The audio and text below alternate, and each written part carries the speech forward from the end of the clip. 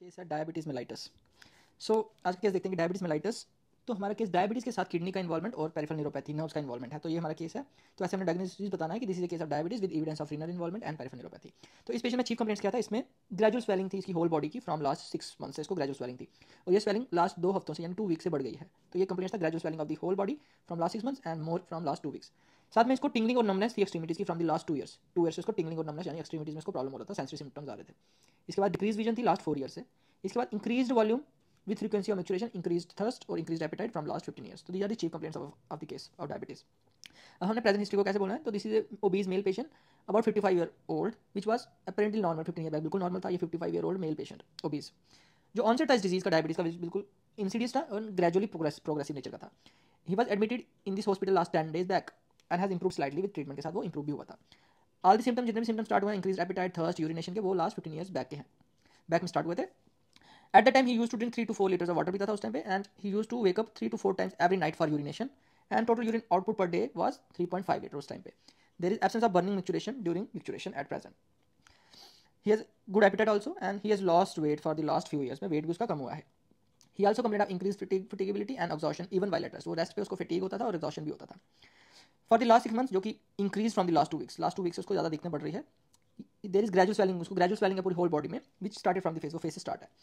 This swelling जो थी वो पोस्चर डिपेंडेंट थी और पिटिंग इन नेचर की थी.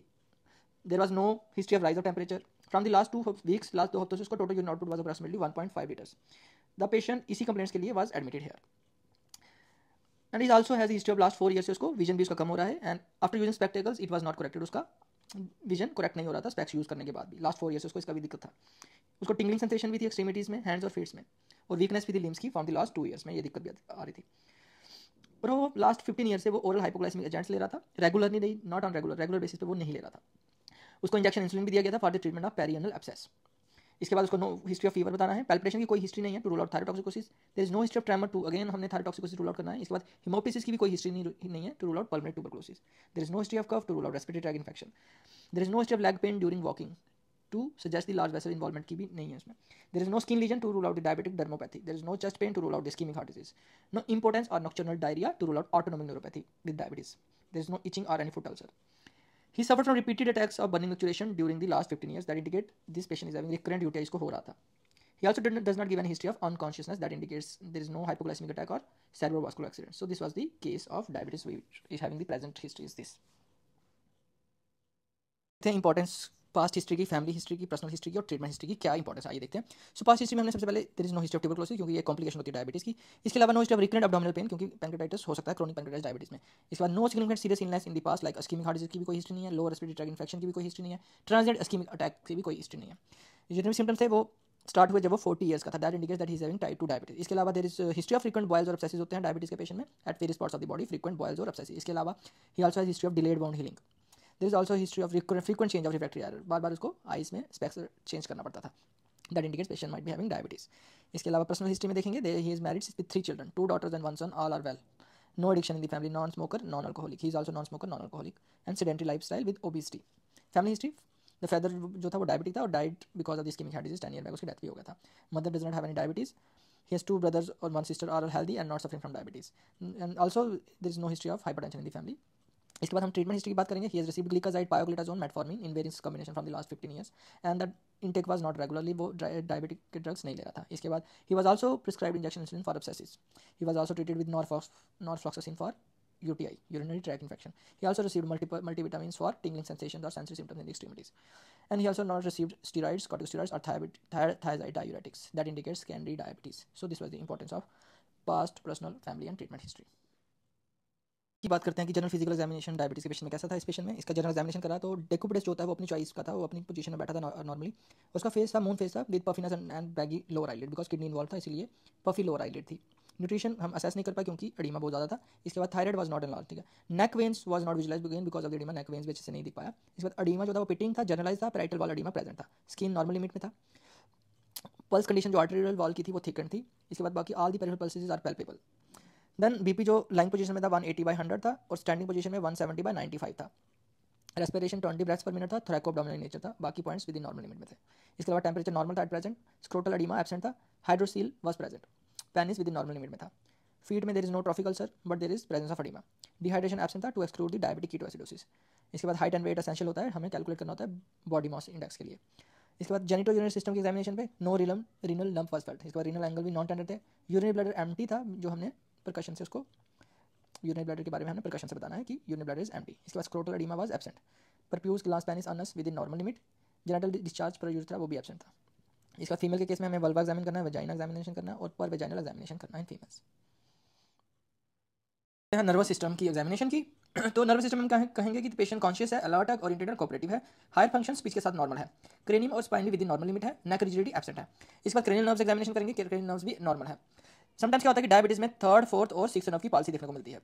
Ophthalmoscopy not done. इसके बाद मोटर फंक्शन देखेंगे, सबसे न्यूट्रिशन हमने असेस नहीं कर पाया क्योंकि एडिमा प्रेजेंट था। इसके बाद टोन देखेंगे, tone is decrease in all the four limbs. इसके बाद power grade 4 in all the four limbs. Coordination with in normal limit. Involuntary movements कोई भी नहीं थी, नन। अब सेंसरी फंक्शन देखेंगे, सेंसरी फंक्शन में हम सुपरफिशियल सेंसेशंस को देखेंगे, जैसे पेन, टच, टेम्परेचर, ये सारी लॉस थी distal parts of all the four limbs. इसके बाद इंपेयर्ड सेंसेशन थी प्रॉक्सिमल पार्ट्स में, और इन्वॉल्वमेंट जो था पैची था इन भी डिस्टल पार्ट्स का।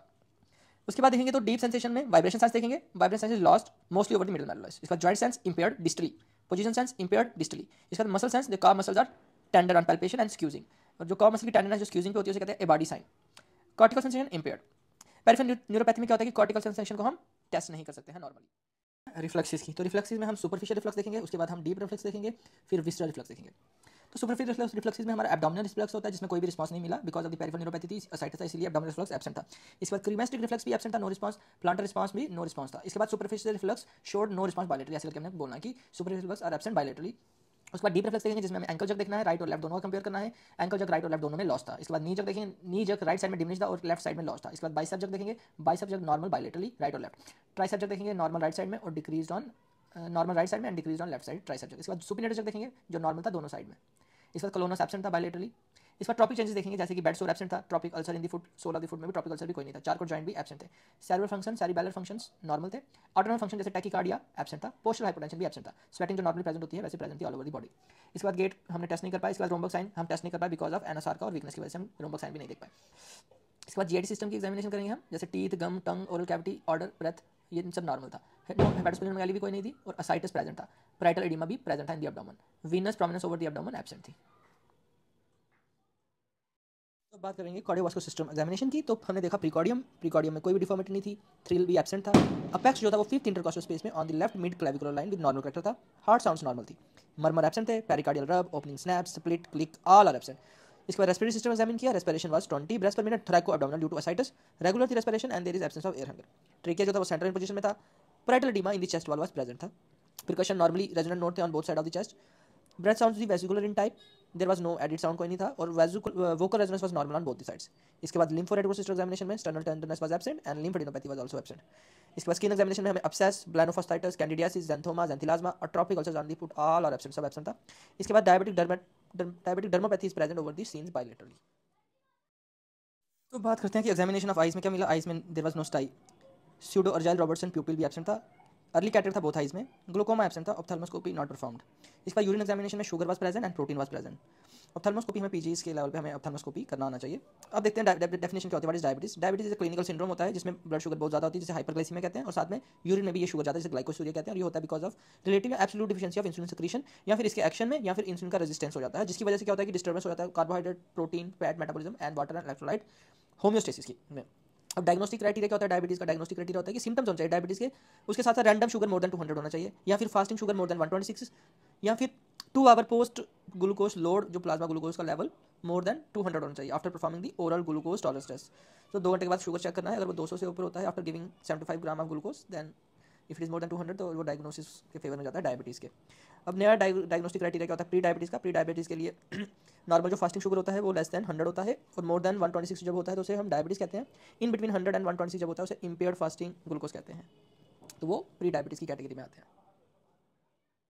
तो सबसे पहले हम देखते हैं कि नॉर्मल ग्लूकोज टॉलरेंस क्या होता है। नॉर्मल ग्लूकोज जब हम 75 ग्राम ग्लूकोज किसी को देते हैं, उसके 2 आवर्स के बाद ग्लूकोज चेक करते हैं ग्लूकोज टॉलरेंस टेस्ट में, तो उसमें नॉर्मल ग्लूकोज टॉलरेंस क्या होता है कि अगर 2 आवर ग्लूकोज चेक करने के बाद लेस देन 140 आ रहा है, that is normal glucose tolerance test. वहीं अगर 2 आवर अगर हमने ग्लूकोज चेक किया, मोर देन 200 आएगा तो वो डायग्नोसिस में हेल्प करता है डायबिटीज़ की। वैसे ही अगर रेंज किसी का 2 आवर ग्लूकोज का बिटवीन 140 to 200 आ रहा है, that is impaired glucose tolerance test, that indicate the patient may be having prediabetes. उसके बाद हम देखते हैं कि इनका सिग्निफिकेंस क्या है फास्टिंग ग्लूकोज का और 2 आवर ग्लूकोज का सिग्निफिकेंस क्या है। और अगर फास्टिंग ग्लूकोज मोर देन 126 है या फिर 2 आवर की प्लाज्मा ग्लूकोज मोर देन 200 है, that indicates patient is having diabetes. वैसे क्लिनिकल प्रैक्टिस में फास्टिंग प्लाज्मा ग्लूकोज को हम ज़्यादा इंपॉर्टेंस देते हैं क्योंकि ये टेस्ट ईजी है एडमिनिस्ट्रेशन करना, कन्वीनियंट है, एक्सेप्टेबल है पेशेंट्स को और इसकी कॉस्ट भी लो है। वहीं अगर 2 आवर प्लाज्मा ग्लूकोज की बात करें उसमें पेशेंट को पहले 75 ग्राम ग्लूकोज देना पड़ता है पानी में, उसके बाद 2 घंटे बाद उसको शुगर चेक करना पड़ता है, तो ये इतना कन्वीनियंट नहीं है पेशेंट्स को। वहीं फास्टिंग स्टेट क्या होता है, यहाँ पे पेशेंट ने कोई भी कैलोरी नहीं लिया ओवरनाइट और एटलीस्ट 8 आवर्स तक उसको कुछ नहीं लेना है, तभी हम फास्टिंग ग्लूकोज चेक करेंगे। वहीं रैंडम ग्लूकोज होता है वो किसी भी टाइम में ले सकते हैं without any record to time since last meal, उसका खाने से कोई लेना देना नहीं है, किसी भी टाइम तो शुगर चेक करना है, that is random blood glucose. अब क्लासिफिकेशन देखते हैं। प्रीवियसली जो इंसुलिन डिपेंडेंट डायबिटीज था उसको आजकल रिप्लेस कर दिया है टाइप 1 डायबिटीज से, वैसे नॉन इंसुलिन डिपेंडेंट डायबिटीज को रिप्लेस कर दिया है टाइप 2 डायबिटीज मेलाइटस से। अब देखते हैं पोटेंशियल डायबिटीज कौन होते हैं। पोटेंशियल डायबिटीज वो पेशेंट होते हैं जिनका कोई भी सिम्टम्स नहीं है डायबिटीज के और shows no abnormality on examination और बाय ग्लूकोज टॉलरेंस टेस्ट भी उनका नॉर्मल है, but they are susceptible to develop diabetes, उनको डायबिटीज का रिस्क रहता है any time in the life. तो ये कौन से पेशेंट होता है जिनका एक पेरेंट डायबिटिक होता है और other has a family history of diabetes, या फिर डायबिटीज प्रेजेंट यानी दोनों पेरेंट्स में डायबिटीज है, या फिर मदर है किसी हरकुलियन बेबी का जिसका वेट है मोर देन 9 पाउंड्स। वैसे मोनोजाइगोटिक ट्विन में अगर एक डायबिटिक है तो दूसरों को रिस्क रहता है डायबिटीज होने का। वैसे अगर पेशेंट देखें जिनमें इंपेयर्ड ग्लूकोज टॉलरेंस है बिटवीन 140 टू 199 या फिर इंपेयर्ड फास्टिंग ग्लूकोज है between 100 to 125, they are regarded as, उनको प्री डायबिटीज कहा जाता है। अब देखते हैं कि लेटेंट डायबिटीज कौन से होते हैं। लेटेंट डायबिटीज वो पेशेंट होते हैं जिनमें इंपेयर्ड ग्लूकोज टॉलरेंस टेस्ट होता है अंडर स्ट्रेसफुल कंडीशन, जैसे प्रेगनेंसी हो गया, इन्फेक्शन हो गया, फिजिकल एंड मेंटल स्ट्रेस हो गया, या फिर वो ओवरवेट हो गए, तो वो लेटेंट डायबिटीज है। तो आइए अब हम बात करते हैं कि कैरेक्टरिस्टिक क्या होता है टाइप 1 डायबिटीज़ के पेशेंट्स का। सो कैरेक्टरिस्टिक जो होता है टाइप 1 डायबिटीज़ का, ज़्यादातर इनकी एज होती है बिलो 30 ईयर्स, ये 30 ईयर्स के नीचे होते हैं और ये काफ़ी इनमें वेस्टिंग काफ़ी ज़्यादा होती है और ये काफ़ी थिन और लीन पेशेंट होते हैं। इनका जो ऑनसेट होता है टाइप 1 डायबिटीज़ का वो एकदम एब्रप्ट होता है और रैपिड बहुत जल्दी से प्रोग्रेस करती है डिसीज। और इसमें जो पैनक्रेटिक आइलेट सेल जो लैंगरहैंस के होते हैं वो ऑलमोस्ट डिस्ट्रॉय हो जाते हैं सारे। उसकी वजह से क्या होता है कि प्लाज्मा इंसुलिन लो भी हो जाता है और कभी कभी एब्सेंट भी मिलता है, इंसुलिन लेवल बिल्कुल कम हो जाता है इसमें टाइप 1 डायबिटीज़ में। इसके बाद क्लासिकल सिम्टम्स रहते हैं इसमें polyphagia, polyuria, polydipsia classically present होते हैं और ये हमेशा रिस्पॉन्ड करते हैं इंसुलिन देने से। और इनका जो रिस्पांस ओरल हाइपोग्लाइसेमिक एजेंट से बहुत पुअर होता है, अनरिस्पॉन्सिव होते हैं ऑलमोस्ट। इसके बाद इसमें डायबिटिक कीटोएसिडोसिस बहुत जल्दी हो जाता है, डायबिटिक कीटोएसिडोसिस, और इनमें फैमिली हिस्ट्री जो डायबिटीज होती है वो यूजुअली एब्सेंट रहती है। इसके बाद इनमें अदर ऑटोइम्यून डिजीज जैसे विटिलिगो हो गया, सीलिक डिजीज हो गया, हाशिमोटो थायराइडाइटिस होते हैं, तो वो सब प्रेजेंट रहता है, अदर ऑटोइम्यून डिजीज का एसोसिएशन रहता है। इसके बाद HLA DR3 और DR4 रहता है मोर देन 90% केसेस में इनमें। और इसमें क्या होता है कि जो सी पेप्टाइड होता है वो लेवल इसके डिसअपीयर हो जाते हैं बॉडी में और इसमें हाई मोर्टेलिटी होती है अगर हम इनको ट्रीट ना करें। तो चलिए अब देखते हैं टाइप 2 डायबिटीज की क्या होती है। इसमें ये जो टाइप 2 डायबिटीज होता है आफ्टर 30 ईयर्स हमें देखने को मिलता है और ये ओबीज और ओवरवेट पर्सन होता है, ओबीज और ओवरवेट। और इसका ऑनसेट होता है वो इंसीडियस होता है, धीरे धीरे होता है और ग्रेजुअली धीरे धीरे प्रोग्रेस करती है ये डिजीज। और इसमें जो पैनक्रेटिक आइलेट सेल है वो कंप्लीटली डिस्ट्रॉय नहीं होते हैं, जैसे कि टाइप 1 में कंप्लीटली डिस्ट्रॉय होता है, इसमें नॉट कंप्लीटली डिस्ट्रॉयड। और इसमें प्लाज्मा इंसुलिन लेवल नॉर्मल से हाई मिलता है। इसमें पॉलीयूरिया, पॉलीफेजिया, पॉलीडिप्सिया जो क्लासिकल सिम्टम होते हैं ज़्यादातर देखने को नहीं मिलते हैं, जैसे कि टाइप 1 में देखने को मिलते हैं। इसके बाद इनका जो रिस्पॉन्ड होता है ओरल हाइपोग्लाइसेमिक एजेंट से अच्छा रहता है। इंसुलिन थेरेपी भी रिस्पॉन्ड करती है, रेजिस्टेंस जब इंसुलिन रेजिस्टेंस में हो जाता है तो वो अच्छा रिस्पॉन्ड कर जाता है इंसुलिन थेरेपी से। और इनमें कॉम्प्लिकेशन जिसे कहते हैं hyperosmolar hyperglycaemic non ketotic coma, इसमें काफ़ी जल्दी जल्दी होता है। इसके बाद इनमें फैमिली हिस्ट्री डायबिटीज की काफी प्रेजेंट रहती है इसमें। और इसके बाद अदर ऑटोइम्यून डिजीज और ऑटो एंटीबॉडीज इसमें एब्सेंट रहती है। और इसमें HLA का भी कोई एसोसिएशन नहीं होता, 50% या आइडेंटिकल ट्विन्स में देखने को मिलता है। तो आइए अब देखते हैं कॉजेज क्या होते हैं पॉलीफेजिया के। सो पॉलीफेजिया में क्या होता है, पेशेंट को ज़्यादा से ज़्यादा एपेटाइट बढ़ जाता है तो ज़्यादा से ज़्यादा वो खाना खाता है। तो इसमें कॉजेज रहता है पॉलीफेजिया का, एक रहता है डायबिटीज में बहुत ज़्यादा पेशेंट को पॉलीफेजिया होता है। इसके बाद थायरोटॉक्सिकोसिस में, ओबेसिटीज में, हंग्री इंडिविजुअल वैसे ही उनको ज़्यादा भूख लगता है तो उसमें पॉलीफेजिया होता है। इसके बाद बिंज ईटिंग जिस कंडीशन को कहते हैं बुलिमिया नर्वोसा, इसमें पेशेंट ज़्यादा से ज़्यादा खाना खाता है। और कभी कभी पॉलीफेजिया मॉल एब्जॉर्प्शन सिंड्रोम में भी होता है। और इसके बाद आप देखते हैं कॉजेज ऑफ पॉलीडिप्सिया, इसमें पेशेंट को ज़्यादा से ज़्यादा प्यास लगता है, ज़्यादा से ज़्यादा पानी पीता है। इसमें एक कॉज रहता है पॉलीयूरिया, जितना ज़्यादा यूरिन पास करेगा उतना ज़्यादा उसको पॉलीडिप्सिया होगा पेशेंट को। इसके बाद एक साइकोजेनिक पॉलीडिप्सिया होता है जिसमें एक कंपल्शन होता है वाटर, एक्सेस वाटर ड्रिंक करता है पेशेंट इसमें। इसके बाद एंग्जाइटी में पॉलीडिप्सिया होता है, टेंशन में, फोबिया में, इन सब में पॉलीडिप्सिया होता है। इसके बाद ओरेटर्स होते हैं जो कि स्पीच देते हैं लॉन्ग आवर्स की, उनको भी पॉलीडिप्सिया बहुत ज़्यादा होता है। इसके बाद कुछ ड्रग्स जैसे कि एंटीकोलिनर्जिक या एंटीडिप्रेसेंट मेडिकेशंस भी पॉलीडिप्सिया करती है। कभी कभी क्या होता है कि हैवी प्रोटीन लेने के बाद भी पेशेंट को पॉलीडिप्सिया होता है। अब इनकी पैथोफिजियोलॉजी क्या होती है पॉलीयूरिया, पॉलीडिप्सिया और पॉलीफेजिया की, वो देखते हैं। डायबिटीज में क्या होता है कि एक हाइपरग्लाइसीमिया होता है, हाइपरग्लाइसीमिया की वजह से क्या होता है कि बॉडी ग्लूकोज यूज नहीं कर पाती, वो यूरिन के रास्ते उसको ग्लूकोज जाता है तो उसे कहते हैं ग्लाइकोज यूरिया। उसकी वजह से क्या होता है कि ग्लूकोज के पीछे वाटर भी जाता है जिसे हम कहते हैं ऑस्मोटिक डायूरेसिस, जिसकी वजह से पेशेंट को क्या होता है पॉलीयूरिया। तो जितना यूरिन बाहर जाएगा उसकी वजह से कंपनसेटरी मैकेनिज्म होता है पॉलीडिप्सिया, उतना ज़्यादा पेशेंट पानी पिएगा। So polyuria, polydipsia because of glycosuria की वजह से होता है। इसके बाद जब किसी को कंटिन्यूस ग्लाइकोसूरिया होता है उसकी वजह से क्या होता है कि नियोग्लूकोजेनेसिस होती है, जिसमें क्या होता है कि बॉडी प्रोटीन को ब्रेक डाउन करती है, जिसकी वजह से प्रोटीन से जो शुगर बनाना शुरू कर देती है, जिसकी वजह से क्या होता है कि वेस्टिंग होती है मसल्स की, जिसकी वजह से वेट लॉस हो जाता है पेशेंट को। इसके बाद क्या होता है कि जब पेशेंट नॉन यूटिलाइज कर पाता है, शुगर को यूटिलाइज नहीं कर पाता है, जब हाइपरग्लाइसीमिया की प्रेजेंस में शुगर यूटिलाइज नहीं हो पाती है फॉर एनर्जी एक्सपेंडिचर के लिए, जिसकी वजह से क्या होता है पेशेंट को वेट लॉस होता है, जिसकी वजह से पेशेंट ज़्यादा से ज़्यादा पॉलीफेजिया हो जाता है, ज़्यादा से ज़्यादा वो ईटिंग करना शुरू करता है बिकॉज उसका बॉडी का शुगर यूटिलाइज नहीं हो पा रहा, जिसकी वजह से एक्सेसिव हंगर पॉलीफेजिया हो जाता है। तो ये क्लासिकल सिम्टम्स रहते हैं डायबिटीज मेलाइटिस के, जिसमें पॉलीयूरिया, इंक्रीज थर्स्ट जिसे पॉलीडिप्सिया कहते हैं, वेट लॉस होता है और पॉलीफेजिया होता है। अब हम देखते हैं कि कौन कौन से ड्रग्स हैं जो हाइपरग्लाइसीमिया कर सकते हैं, ये इंपॉर्टेंट है। जैसे कि हमारा कॉर्टिकोस्टेरॉइड करता है हाइपरग्लाइसीमिया, इसके बाद thyroid diuretics, diazoxide, dopexamine, protease inhibitor, clozapine, non selective beta blockers, cyclosporin, pentamidine, nicotinic acid, alpha interferon, ये सब ड्रग्स करते हैं हाइपरग्लाइसीमिया। अब हम कब सस्पेक्ट करेंगे डायबिटीज आउटडोर पेशेंट में, जब हमारे क्लासिकल ट्रायड ऑफ सिम्टम्स होता है जिसमें पॉलीफेजिया, पॉलीयूरिया, पॉलीडिप्सिया ये वाले सिम्टम्स होते हैं, या किसी को रिकरेंट अपसेस बन रहा है, बॉयल्स हो रहे हैं, कार्बंकल्स हो रहे हैं, फंगल इन्फेक्शन हो रही है, रिकरेंट यूटीआईज हो रहे हैं, तब सस्पेक्ट करना है। इसके बाद रिकरेंट स्टाइल हो रहा है, रिकरेंट क्लेजियंस हो रहे हैं, अनएक्सप्लेन्ड इमेशिएशन हो रहा है, अनड्यू टायर्डनेस या फटीग हो रहा है जिसका कोई कारण पता नहीं चल रहा है, या फिर डिलेड वाइंड हीलिंग हो रही है, तो इन सब में हमने सस्पेक्ट करना होता है कि पेशेंट को डायबिटीज हो सकता है। सो डायबिटीज़ आप सस्पेक्ट कर सकते हैं अगर पेशेंट कहता है कि उसका जो वुंड है उसमें हीलिंग जो है डिलेड हो रहा है, या फिर फ्रीक्वेंट चेंज ऑफ ग्लासेस हो रहा है because of the error of refraction, या फिर किसी को कैटरेक्ट हो रहा है बहुत ही अर्ली एज में कैटरेक्ट हो रहा है, या फिर सडन किसी को थर्ड नर्व की पॉलिसी हो गई आइसोलेटेड, या किसी का पल्मोनरी ट्यूबरक्लोसिस है वो ट्रीटमेंट से रिस्पॉन्ड नहीं कर रहा है, या रेजिस्टेंट ट्यूबरक्लोसिस कहते हैं, या फिर किसी का निमोनिया ठीक नहीं हो रहा है उसमें हम डायबिटीज सस्पेक्ट कर सकते हैं, या फिर किसी को साइलेंट मायोकार्डियल इंफेक्शन हो रहा है उसमें सस्पेक्ट कर सकते हैं, या फिर किसी को जनरलाइज इचिंग परुराइटिस या फिर जेनिटल की इन्फेक्शन लाइक बेलानाइटिस परुराइटिस वल्वे अगर किसी को हो रहा है बार बार तो उसमें भी हम डायबिटीज सस्पेक्ट कर सकते हैं। अब देखते हैं कि क्या इफेक्ट होता है डायबिटीज का प्रेगनेंसी में। सो जो प्रेगनेंसी लेडी होती है उनमें बेबी में फ्लूइड जमा हो जाता है जिसे हम कहते हैं हाइड्रोएमनियोज, या फिर टॉक्सीमिया ऑफ प्रेगनेंसी हो सकता है, या फिर मैटरनल में इन्फेक्शन का रिस्क बढ़ जाता है। इसके बाद डिफिकल्ट लेबर होता है, इनमें रिकरेंट एबॉर्शंस हो जाते हैं, पोस्टमार्टम हेमरेज हो सकता है, परपुरल सेप्सिस हो सकता है। तो ये सारा इफेक्ट है डायबिटीज का प्रेगनेंसी में।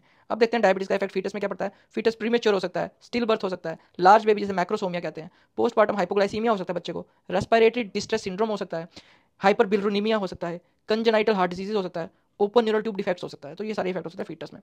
अब डिफरेंशियल डायग्नोसिस हमारे केस में क्योंकि हिस्ट्री और प्रेजेंटेशन क्लासिकल है तो डिफरेंशियल डायग्नोसिस यहाँ पे रिक्वायर्ड नहीं है। अदरवाइज यू कैन हम डिफरेंशिएट कर सकते हैं, हम काजेस पता होना चाहिए पॉलीयूरिया के, वो भी डिफरेंशियल में आ सकते हैं, नेफ्रोटिक सिंड्रोम को रख सकते हैं डिफरेंशियल डायग्नोसिस में, या फिर पेरिफेरल न्यूरोपैथी। अब देखते हैं कि कॉम्प्लिकेशंस क्या होती है डायबिटीज़ की। Diabetes is a full of complication, बहुत सारी कॉम्प्लिकेशन होती है। सो जो ये पेशेंट्स होते हैं डायबिटीज़ को प्रेजेंट करते हैं डिफरेंट स्पेशलिस्ट को, सुपर स्पेशलिस्ट को विद डिफरेंट ऑर्गन सिस्टम की इन्वॉल्वमेंट के साथ। और कॉमन कॉज जो डेथ होता है डायबिटीज़ में वो कार्डियोवास्कुलर एलिमेंट्स होते हैं, उसके बाद रीनल फेलियर और लास्ट में इन्फेक्शन की वजह से इनका डेथ होता है। अब जो कॉम्प्लिकेशन जो अर्ली कॉम्प्लिकेशन होती है डायबिटीज़ की उसे हम कहते हैं early complication in the form patient को हाइपोग्लाइसीमियाज हो सकते हैं, डायबिटिक कीटोएसिडोसिस हो सकता है, hyperosmolar hyperglycaemic non ketotic coma हो सकता है, लैक्टिक एसिडोसिस हो सकता है, इन्फेक्शंस हो सकते हैं और एक्यूट सर्कुलेटरी फेलियर। ये सब अर्ली कॉम्प्लिकेशंस हैं डायबिटीज़। अब देखते हैं कि लेट कॉम्प्लिकेशंस क्या होती है डायबिटीज़ मेलाइटिस की। सबसे पहले जो होता है लेट कॉम्प्लिकेशन में होता है सर्कुलेटरी एबनॉर्मलिटीज होती है जिसमें पेशेंट को माइक्रोएंजियोपैथी होता है या फिर माइक्रोएंजियोपैथी होता है। जो माइक्रोएंजियोपैथी होता है उसमें रेटिना की वेसल्स इन्वॉल्व होती है तो उसे कहते हैं रेटिनोपैथी। वैसे ही न्यूरॉन्स इन्वॉल्व होते हैं तो न्यूरोपैथी, और किडनी जब इन्वॉल्व होती है तो उसे कहते हैं नेफ्रोपैथी। सो ये जो है ये रेटिनोपैथी, न्यूरोपैथी और नेफ्रोपैथी ये माइक्रोएंजियोपैथी कॉम्प्लिकेशंस हैं। इसके बाद मैक्रोएंजियोपैथी कॉम्प्लिकेशन होता है जब हार्ट की वेसल्स इन्वॉल्व होती है जैसे कि कोरोनरी आर्टरी डिजीज, ये मैक्रोएंजियोपैथी कॉम्प्लिकेशन है। वैसे ब्रेन की जो वेसल्स इन्वॉल्व होती है उसे कहते हैं सेरिब्रोवास्कुलर डिजीज। वैसे पेरिफेरल वेसल जब इन्वॉल्व होती है उसे कहते हैं पेरिफेरल वास्कुलर डिजीज। तो ये सारी जो है वो मैक्रोएंजियोपैथी कॉम्प्लिकेशन है। और माइक्रोएंजियोपैथी हमारे पास आ गया रेटिनोपैथी, न्यूरोपैथी और नेफ्रोपैथी। इसके बाद जीआई कोई डिसऑर्डर्स होते हैं कॉम्प्लिकेशन में, रिकरेंट इन्फेक्शन हो सकता है, डायबिटिक फुट हो सकता है, स्किन मैनिफेस्टेशन हो सकती है। इसके बाद मिसलिनियस काजेज होते हैं कॉम्प्लिकेशन जैसे कि malignant otitis externa, emphysematous cholecystitis, rhinocerebral mucormycosis, hypertriglyceridaemia और प्लेटल एग्रीगेशन एबनॉर्मलिटीज। ये लेट कॉम्प्लिकेशन है डायबिटीज की। अब देखते हैं कि ऑकुलर कॉम्प्लिकेशन। सबसे पहले नॉन रेटिनोपैथी कॉम्प्लिकेशन देखेंगे ऑकुलर में। इसमें पेशेंट को रिकरेंट स्टाई होता है, रिकरेंट क्लेजियंस होते हैं, signs of dyslipidaemia in the form of corneal arcus होता है, ज़ैंथिलाज्मास होते हैं, एंटीरियर यूवेइटिस होता है जिसको हम हाइपोपियन भी कहते हैं। इसके बाद रूबियोसिस आइराइडिस होता है जिसमें माउथ हिटन अपीयरेंस होती है आइरिस की। इसके बाद सूडो अर्जाइल रोबर्टसन प्यूपिल होता है। इसके बाद frequent change of glasses because of error of refraction की वजह से ये फ्रीक्वेंट ग्लासेस इनके चेंज होते हैं। इसके बाद इनको कैटरेक्ट होता है स्नोफ्लेक जो कि स्पेसिफिक है डायबिटीज़ का। इसके बाद सेनाइल कैटरेक्ट होता है जो एसिलेटेड सेनाइल कैटरेक्ट होता है इनमें। इसके बाद ग्लूकोमा हो सकता है पेशेंट को। थर्ड, फोर्थ और सिक्स्थ नर्व क्रेनियल पॉलिसीज भी नॉन रेटिनोपैथिक कॉम्प्लिकेशन है डायबिटीज़। तो अब देखते हैं कि रेटिनोपैथी कॉम्प्लिकेशंस कौन कौन सी होती है डायबिटीज़ में। इसमें सबसे पहले जो रेटिनोपैथी होती है वो नॉन प्रोलिफरेटिव रेटिनोपैथी होती है और प्रोलिफरेटिव रेटिनोपैथी होती है। तो नॉन प्रोलिफरेटिव रेटिनोपैथी में क्या क्या होता है, इसमें क्या होता है कि इंक्रीज कैपिलरी परमिबिलिटी हो जाती है, कैपिलरी की परमिबिलिटी बन जाती है। इसके बाद कैपिलरी क्लोजर हो सकता है और कैपिलरी की डायलेटेशन भी हो सकती है। इसके बाद माइक्रो एनेरिज्म्स होते हैं जो कि अर्लीस्ट चेंज होती है जो कि हम देख सकते हैं ऑप्थेल्मोस्कोपी से, जिसको हम डॉट्स भी कहते हैं, माइक्रो एनेरिज्म को हम डॉट्स भी कहते हैं। इसके बाद एट्रोवीनस शंट्स मिल सकते हैं, वीनस डायलेटेशन मिल सकती है। इसके बाद हेमरेजेस हो सकती है जो कि डीप लेयर होती है रेटिना में, वहाँ पे हेमरेजेस मिलती है जिसके हम ब्लॉट्स भी कहते हैं। इसके बाद हार्ड एक्सुडेट्स मिल सकते हैं, हार्ड एक्सुडेट्स मिलते हैं बिकॉज उसमें क्या होता है कि प्रोटीन और लिपिड्स का लीकेज होता है डैमेज कैपिलरीज में, और ये बहुत ही कैरेक्टरिस्टिक होता है डायबिटीज मेलाइटिस का हार्ड एक्सुडेट्स। इसके बाद कॉटन वूल स्पॉट्स मिल सकते हैं जो कि सुपरफिशियल एक्सुडेट्स होते हैं जो कि बनते हैं बिकॉज ऑफ माइक्रो इन्फेक्शन की वजह से बनते हैं, और ये यूजुअली देखा जाता है जब डायबिटीज के साथ हाइपरटेंशन होता है तभी हमें कॉटन वूल स्पॉट्स मिलते हैं। अब यहाँ देखिए कि डॉट्स एंड ब्लॉट्स किसे कहते हैं। जो डॉट्स होता है वो माइक्रो एनेरिज्म होता है जो भी हमने देखा। इसके बाद ब्लॉट्स जो होता है वो हेमरेज होता है। सो माइक्रो एनेरिज्म और हेमरेज को हम कलेक्टिवली कहते हैं डॉट्स एंड ब्लॉट्स। इसके बाद होता है कि प्रोलिफरेटिव रेटिनोपैथी होती है जिसमें क्या होता है कि न्यू वास्कुलराइजेशन होता है। न्यू वास्कुलराइजेशन होता है इसमें नई वेसल्स बनती हैं जब रेटिना का इस्कीमिया होता है तभी रेटिना में नई वेसल्स देखने को मिलता है जिसे कहते हैं न्यू वास्कुलराइजेशन। इसके बाद प्री रेटिनल हेमरेजेस हो सकता है जिसे सब हायर्ड हेमरेज भी कहते हैं। इसके बाद रेटिनाइटिस प्रोलिफरेंस हो सकता है, विट्रल हेमरेज हो सकता है, रेटिनल डिटैचमेंट्स हो सकते हैं। तो ये प्रोलिफरेटिव कॉम्प्लिकेशन है डायबिटिक रेटिनोपैथी की। अब देखते हैं कि माइक्रो एनेरिज्म के और कौन से कॉज है डायबिटीज के अलावा। इसके अलावा हमारे पास होता है सिस्टिक हाइपरटेंशन में भी माइक्रो एनेरिज्म मिलते हैं, सिस्टमिक ल्यूपस एरिथेमेटोसिस जिसे एसएलई कहते हैं उसमें भी मिलते हैं माइक्रो एनेरिज्म। इसके बाद हाइपर विस्कोसिटी सिंड्रोम और कोर्स डिजीज इनमें भी माइक्रो एनेरिज्म मिलते हैं। जो माइक्रो एनेरिज्म होते हैं वो हॉलमार्क होता है डायबिटिक रेटिनोपैथी का। इसके अलावा न्यू वास्कुलेशन डायबिटीज के अलावा और कहाँ मिलते हैं, ये मिलते हैं सिकल सेल रेटिनोपैथी में, सेंट्रल रेटिनल वेन ओक्लूजन और ईल्स डिजीज में भी मिलते हैं न्यू वास्कुलराइजेशन। इसमें व्हाट इज मैकुलोपैथी, ये एक पार्ट होता है रेटिना का जिसे मैकुला कहते हैं। जब मैकुला की इन्वॉल्वमेंट होती है तो एकदम से विजन का लॉस हो जाता है, सडन लॉस ऑफ विजन जब मैकुला इन्वॉल्व होता है रेटिना का तो उसको कहते हैं हम मैकुलोपैथी। मैकुला का इन्वॉल्वमेंट किन किन कंडीशन में हो सकता है, जब वहाँ पे सूजन हो जाता है मैकुला में जिसे अडीमा कहते हैं, या फिर हेमरेज ब्लीडिंग हो जाता है मैकुला में जिसे हेमरेज की वजह से भी हो सकता है विजन का लॉस, या फिर हार्ड एक्सुडेट्स इकट्ठे हो जाते हैं मैकुला के एरिया में तब भी सडन विजन लॉस हो सकता है। अब देखते हैं कि जो माइक्रो एनेरिज्म्स होते हैं, वीनस एबनॉर्मलिटीज होती हैं, हेमरेजेस हो सकती है, एक्सुडेट्स हो सकते हैं, ये विजन को इंटरफेयर नहीं करती है जब तक कि मैकुलोपैथी ना हो जाए, जब तक कि मैकुलर इन्वॉल्व ना हो जाए। तो जितना भी माइक्रो एनोरिज्म है, वीनस एबनॉर्मलिटीज है, हेमरेजेस है, एक्सुडेट है, they do not interfere with the vision unless कि उसका मैकुलर इन्वॉल्व ना हो जाए। अब सडन लॉस विजन का डायबिटीज में विट्रल हेमरेज की वजह से भी हो सकता है, या हेमरेज आइरस में हो रही है तब भी हो सकता है, या फिर सडन रेटिनल डिटैचमेंट हो गया किसी का, तो इन कंडीशन में भी सडन विजन लॉस होता है, vitreal haemorrhage, haemorrhage in the iris या फिर रेटिनल डिटैचमेंट। अब देखते हैं कि न्यूरोलॉजिकल कॉम्प्लिकेशंस डायबिटीज की क्या क्या होती है। सबसे पहले हम पेरिफेरल न्यूरोपैथी देखेंगे कि पेरिफेरल न्यूरोपैथी कौन कौन सी होती है डायबिटीज में। सबसे पहले होती है पेशेंट को डिस्टल, सिमेट्रिक, मिक्स्ड सेंसरी और मोटर दोनों इन्वॉल्व होता है, और इसे पॉलीन्यूरोपैथी कहते हैं। जो distal, symmetric, mixed sensory motor, polyneuropathy ये कॉमनेस्ट टाइप की न्यूरोपैथी होती है डायबिटीज। इसके बाद एसिमेट्रिकल हो सकता है जिसमें प्रॉक्सिमल मोटर की नर्व की इन्वॉल्वमेंट हो सकती है, प्रॉक्सिमल मोटर न्यूरोपैथी इसे कहते हैं हम डायबिटिक एमायोट्रॉफी भी। ये कॉमनली कौन से मसल को इन्वॉल्व करती है, क्वाड्रिसेप्स मसल को इन्वॉल्व करती है और अडक्टर मैग्नस मसल को इन्वॉल्व करती है। इसके बाद डिस्टल सिमेट्रिक सेंसरी वाली भी इन्वॉल्वमेंट हो सकती है डिस्टली, जिसे सेंसरी पॉलीन्यूरोपैथी। इसके बाद मल्टीपल एसिमेट्रिक मोनोनेराइटिस मल्टीप्लेक्स, इसमें मल्टीपल नर्व्स इन्वॉल्व होती है, सिंगल नर्व इन्वॉल्व होती है और एसिमेट्रिकली इन्वॉल्व होती है, बहुत ही पेनफुल होता है, इसे कहते हैं एसिमेट्रिकल मोनोनेराइटिस मल्टीप्लेक्स। इसके बाद एक्यूट मोनोन्यूरोपैथी होती है जिसमें पैरालिसिस हो सकता है थर्ड नर्व का, फोर्थ क्रेनियन नर्व और सिक्स्थ क्रेनियन नर्व अगर किसी में इन्वॉल्वमेंट हो रही है, थर्ड, फोर्थ और सिक्स्थ, तो वो डायबिटीज में होती है, जिसकी या फिर इनमें सडन फुट ड्रॉप भी होता है इन नर्व्स की इन्वॉल्वमेंट की वजह से, और रिस्ट ड्रॉप भी हो सकता है। इसके बाद होता है रेडिकुलोपैथी। रेडिकुलोपैथी में क्या होता है कि स्पाइनल नर्व्स की इन्वॉल्वमेंट होती है जो कि सप्लाई करती है हमारी चेस्ट वॉल को और एब्डोमेन को, तो इनमें चेस्ट पेन हो सकता है, एब्डोमेन पेन हो सकता है, क्योंकि स्पाइनल नर्व्स की इन्वॉल्वमेंट होती है रेडिकुलोपैथी की वजह से।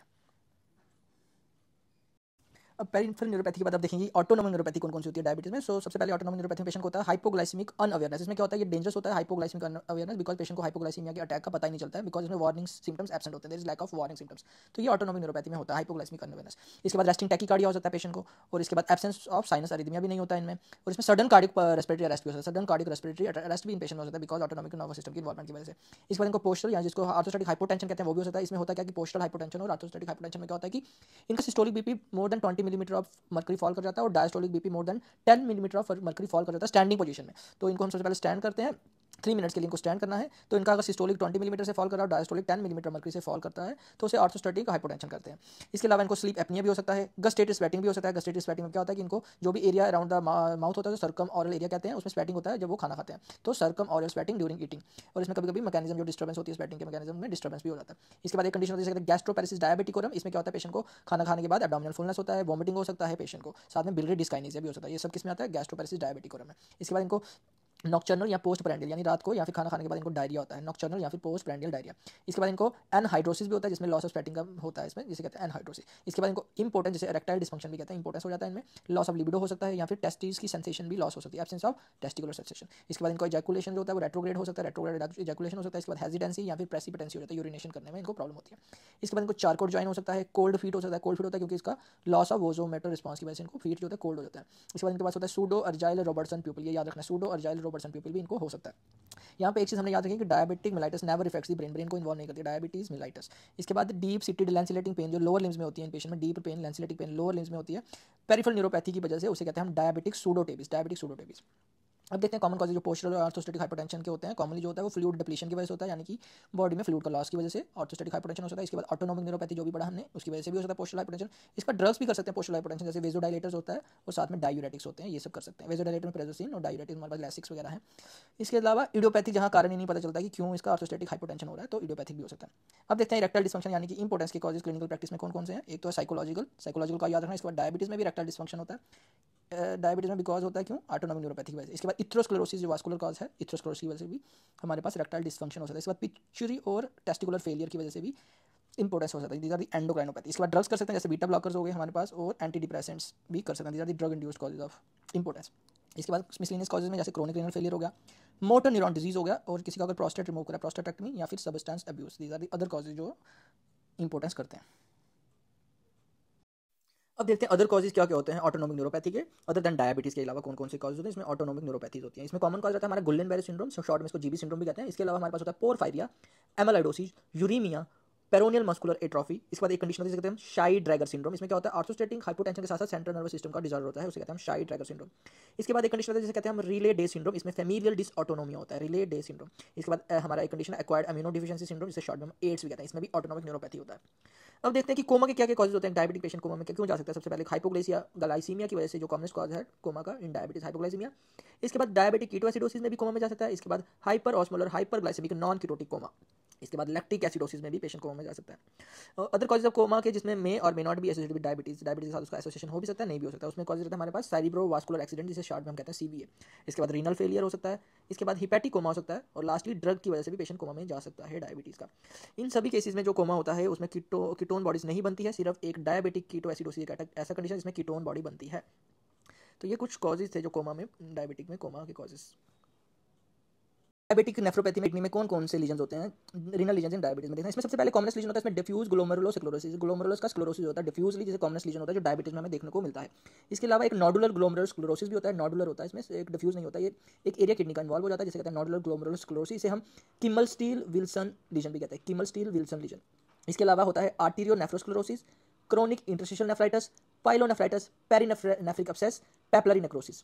तो ये सारे लीजन्स देखने को मिलते हैं किडनी में डायबिटिक नेफ्रोपैथी में। इसके बाद ट्यूबुलर लीजन्स भी होते हैं, जैसे फिब्रिन कैप हो गया, कैप्सुलर ड्रॉप हो गया, और कभी कभी ग्लाइकोजन डिपॉजिट हो जाता है रीनल ट्यूब्यूल्स में। तो ये सारे लीजन होते हैं। अब देखते हैं कि इवेंट्स कैसे होते हैं, डायबिटिक नेफ्रोपैथी कैसे होती है। सबसे पहले क्या होता है, glomerular hyperperfusion and renal hypertrophy. Renal hypertrophy होता है जिसकी वजह से क्या होता है कि जीएफआर बढ़ जाता है विदिन 1 ईयर। तो पहले साल में क्या होता है कि जीएफआर बढ़ जाएगा, उसके बाद स्ट्रक्चरल चेंज आएगा ग्लोमेरुलस में और मेसेंजियम में विदिन 5 ईयर्स। सो 5 ईयर्स में क्या होगा, स्ट्रक्चरल चेंज आएगा ग्लोमेरुलस में और मेसेंजियम में, जिसकी वजह से क्या होगा कि जीएफआर नॉर्मल हो जाएगा विदिन आफ्टर 1 ईयर। उसके बाद at 5 to 10 year of age क्या होता है, सम पेशेंट को माइक्रो एल्बुमिन यूरिया होना शुरू हो जाता है एट 5 to 10 ईयर। उसके बाद क्या होता है कि clinical nephropathy with overt proteinuria होना शुरू हो जाता है, और 18 to 20 ईयर्स में ओवर्ड प्रोटीन यूरिया होना शुरू हो जाता है। उसके बाद patient and stage renal disease में पहुंच जाता है विदिन 22 to 25 ईयर्स के बाद। तो सीक्वेंस ऑफ इवेंट्स क्या रहेगा, विदिन 1 ईयर रीनल ग्लोमेरुलर हाइपरप्रोफिशन और रीनल हाइपरट्रॉफी हो गया, जीएफआर बढ़ गया विदिन 1 ईयर। उसके बाद स्ट्रक्चरल डैमेज ग्लोमेरुलस में और मेसेंजियम में, जिसके बाद जीएफआर नॉर्मल आ जाएगा within 5 years. At 5 to 10 years में क्या होगा, माइक्रो एल्बुमिन यूरिया होना शुरू हो जाएगा। उसके बाद ओवर्ड प्रोटीन यूरिया हो जाएगा at 18 to 20 years. Lastly at 20 to 25 years में एंड स्टेज रीनल डिजीज में पेशेंट पहुंच जाएगा। डायबिटीज मेलाइटिस में ना रिकरेंट यूटीआईज बहुत कॉमन है। उसके बाद एस इनिबिटर थेरेपी जैसे टेलमिसार्टन हो गया, अगर हम पेशेंट को देंगे तो उसका जो ऑनसेट होता है नेफ्रोपैथी होने का वो डिले हो जाता है, वो धीरे धीरे होता है अगर हम उसको एस इनिबिटर दे दें। इसके बाद डायबिटिक नेफ्रोपैथी में, जैसे नेफ्रोपैथी जो है तो वो माइक्रोवास्कुलर कॉम्प्लिकेशन है, छोटी वेसल्स इन्वॉल्व होती है डायबिटिक नेफ्रोपैथी में, और इसमें सारे लीजन्स होते हैं किडनी में जो हमने भी बताया। और जो हमने भी डिफ्यूज ग्लोमेरुलोस्क्लेरोसिस और नोडुलर ग्लोमेरुलोस्क्लेरोसिस दोनों को कंबाइंडली हम क्या कहते हैं, Kimmelstiel Wilson syndrome. Kimmelstiel Wilson syndrome. अब देखते हैं कि क्लिनिकल फीचर्स क्या होते हैं जब किडनी इन्वॉल्व होती है। सबसे पहले एडिमा होगा, इसके बाद आंखों में सूजन आता है एडिमा में, उसके बाद बीपी बढ़ना शुरू हो जाता है, इसे हाइपरटेंशन कहते हैं। साथ में स्टार्ट हो जाता है किमलस्टीन विल्सन सिंड्रोम, जिसमें नेफ्रोटिक सिंड्रोम हो जाता है पेशेंट को किमलस्टीन विल्सन सिंड्रोम में। इसके बाद क्रोनिक रीनल फेलियर में चला जाता है पेशेंट। उसके बाद यूटीआई, यूजुअली रिकरेंट यूटीआई बहुत कॉमन होते हैं इसमें, और एक्यूट रीनल फेलियर जो कि किसकी वजह से होता है, एक्यूट पेपिलरी नेक्रोसिस की वजह से। हालांकि ये कंडीशन रेयर है, acute renal failure because of acute papillary necrosis की वजह से। तो अब देखते हैं इंसुलिन की रिक्वायरमेंट जब किडनी इन्वॉल्वमेंट हो जाती है तो इंसुलिन की रिक्वायरमेंट को क्या होता है। तो सबसे पहले जो इंसुलिन रिक्वायरमेंट होता है जब किडनी इन्वॉल्वमेंट हो जाती है डायबिटीज में, तो इंसुलिन रिक्वायरमेंट कम हो जाती है जैसे ही किडनी की इन्वॉल्वमेंट बढ़ती जाती है। With advance renal insufficiency the insulin requirement reduces. तो ये क्यों होता है कि इंसुलिन की रिक्वायरमेंट क्यों कम हो जाती है, जैसे किडनी का फंक्शन डिटीरियोरेट होता है डायबिटीज में। तो ये इसलिए होता है बिकॉज उसमें जो इंसुलिन बाइंडिंग एंटीबॉडीज होती है जो एल्बुमिन के साथ बाउंड होती है वो यूरिन के रास्ते एक्सक्रीट हो जाती है। तो इससे क्या होगा कि इंसुलिन बाइंडिंग एंटीबॉडीज नहीं रहती है ब्लड में जो कि इंसुलिन को कम कर सके, तो इंसुलिन बढ़ा हुआ रहता है जिसकी वजह से उसकी रिक्वायरमेंट कम पड़ जाती है। दूसरा कि reduced rate of degradation of the insulin. Insulin का जो डिग्रेडेशन का जो रेट होता है वो भी कम हो जाता है, इसलिए इंसुलिन काफी रहता है बॉडी में, तो इसलिए रिक्वायरमेंट कम हो जाती है। उसके बाद क्या होता है कि यूरीमिया होता है जिसकी वजह से इंपेयर्ड नियोजेनेसिस, तो ग्लूकोज का प्रोडक्शन भी कम हो जाता है यूरीमिया की वजह से, जिसकी वजह से रिक्वायरमेंट फर्दर कम हो जाती है इंसुलिन की। अब यहाँ देखते हैं कि डेली इंसुलिन प्रोडक्शन जो normal healthy non obese adult में कितना होता है, वो होता है 25 यूनिट्स। तो ये डेली रिक्वायरमेंट है इंसुलिन की। अब देखते हैं गैस्ट्रो इंटेस्टाइनल मैनिफेस्टेशन जो डायबिटीज में होती है क्या क्या होती है। सबसे पहले फंगल इन्फेक्शन होता है with in the oral cavity जिसे हम कैंडिडियासिस कहते हैं। उसके बाद गैस्ट्रोपेरेसिस डायबिटिकोरम, इसमें क्या होता है कि गैस्ट्रिक एटोनिया होता है और गैस्ट्रिक फूड का स्टेसिस हो जाता है। इसके बाद मोटिलिटी डिसऑर्डर्स होते हैं गॉल ब्लैडर के, इसोफेगस के, स्टोमक के और कोलोन के। इसके बाद पेशेंट को गोरोनिक गैस्ट्राइटिस भी हो सकता है। डायबिटिक एंटीरोपैथी हो सकता है जिसकी वजह से डायरिया होता है पेशेंट को। इसके बाद क्रोनिक पैनक्रेटाइटिस होता है जिसकी वजह से स्टीटोरिया होता है पेशेंट को। इसके बाद fatty liver disease, it also increases the incidence of pyogenic liver abscess का रिस्क भी बढ़ जाता है पायोजेनिक। इसके बाद ए कैलकुलस कोलिसिस्टाइटिस का रिस्क बढ़ जाता है।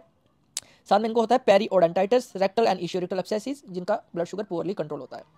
अब देखते हैं कि डायरिया और स्टीटोरिया डायबिटीज में क्यों होता है। तो इसके बहुत सारे रीजन है। पहला रीजन है इसमें एक्सोक्राइन पैनक्रियाटिक इनसफिशिएंसी, जो पैनक्रियास का एक्सोक्राइन फंक्शन होता है वो हैम्पर्ड हो जाता है, उसकी वजह से डायरिया और स्टीटोरिया होता है।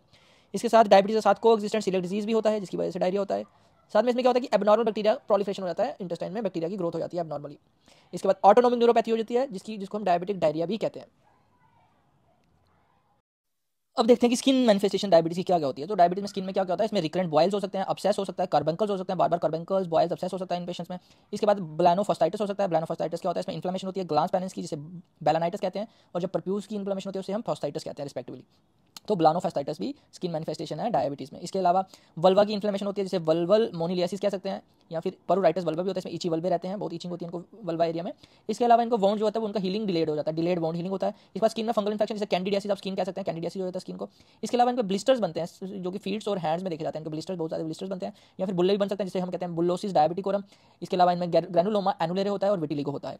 अब देखते हैं कि डायबिटिक डर्मोपैथी भी स्किन मैनिफेस्टेशन में क्या होता है कि स्मॉल राउंडेड ब्राउन प्लेक्स बनते हैं, स्मॉल राउंडेड ब्राउन प्लेक्स बनते हैं, जिनका बॉर्डर जो होता है वो रेज हो जाता है और ये हाइपर पिगमेंटेड होते हैं और स्केली होते हैं, और ये एंटीरियर टिबियल सरफेस पे देखने को मिलते हैं। इसे हम शिन स्पॉट्स भी कहते हैं या स्पॉटेड लेग सिंड्रोम भी कहते हैं।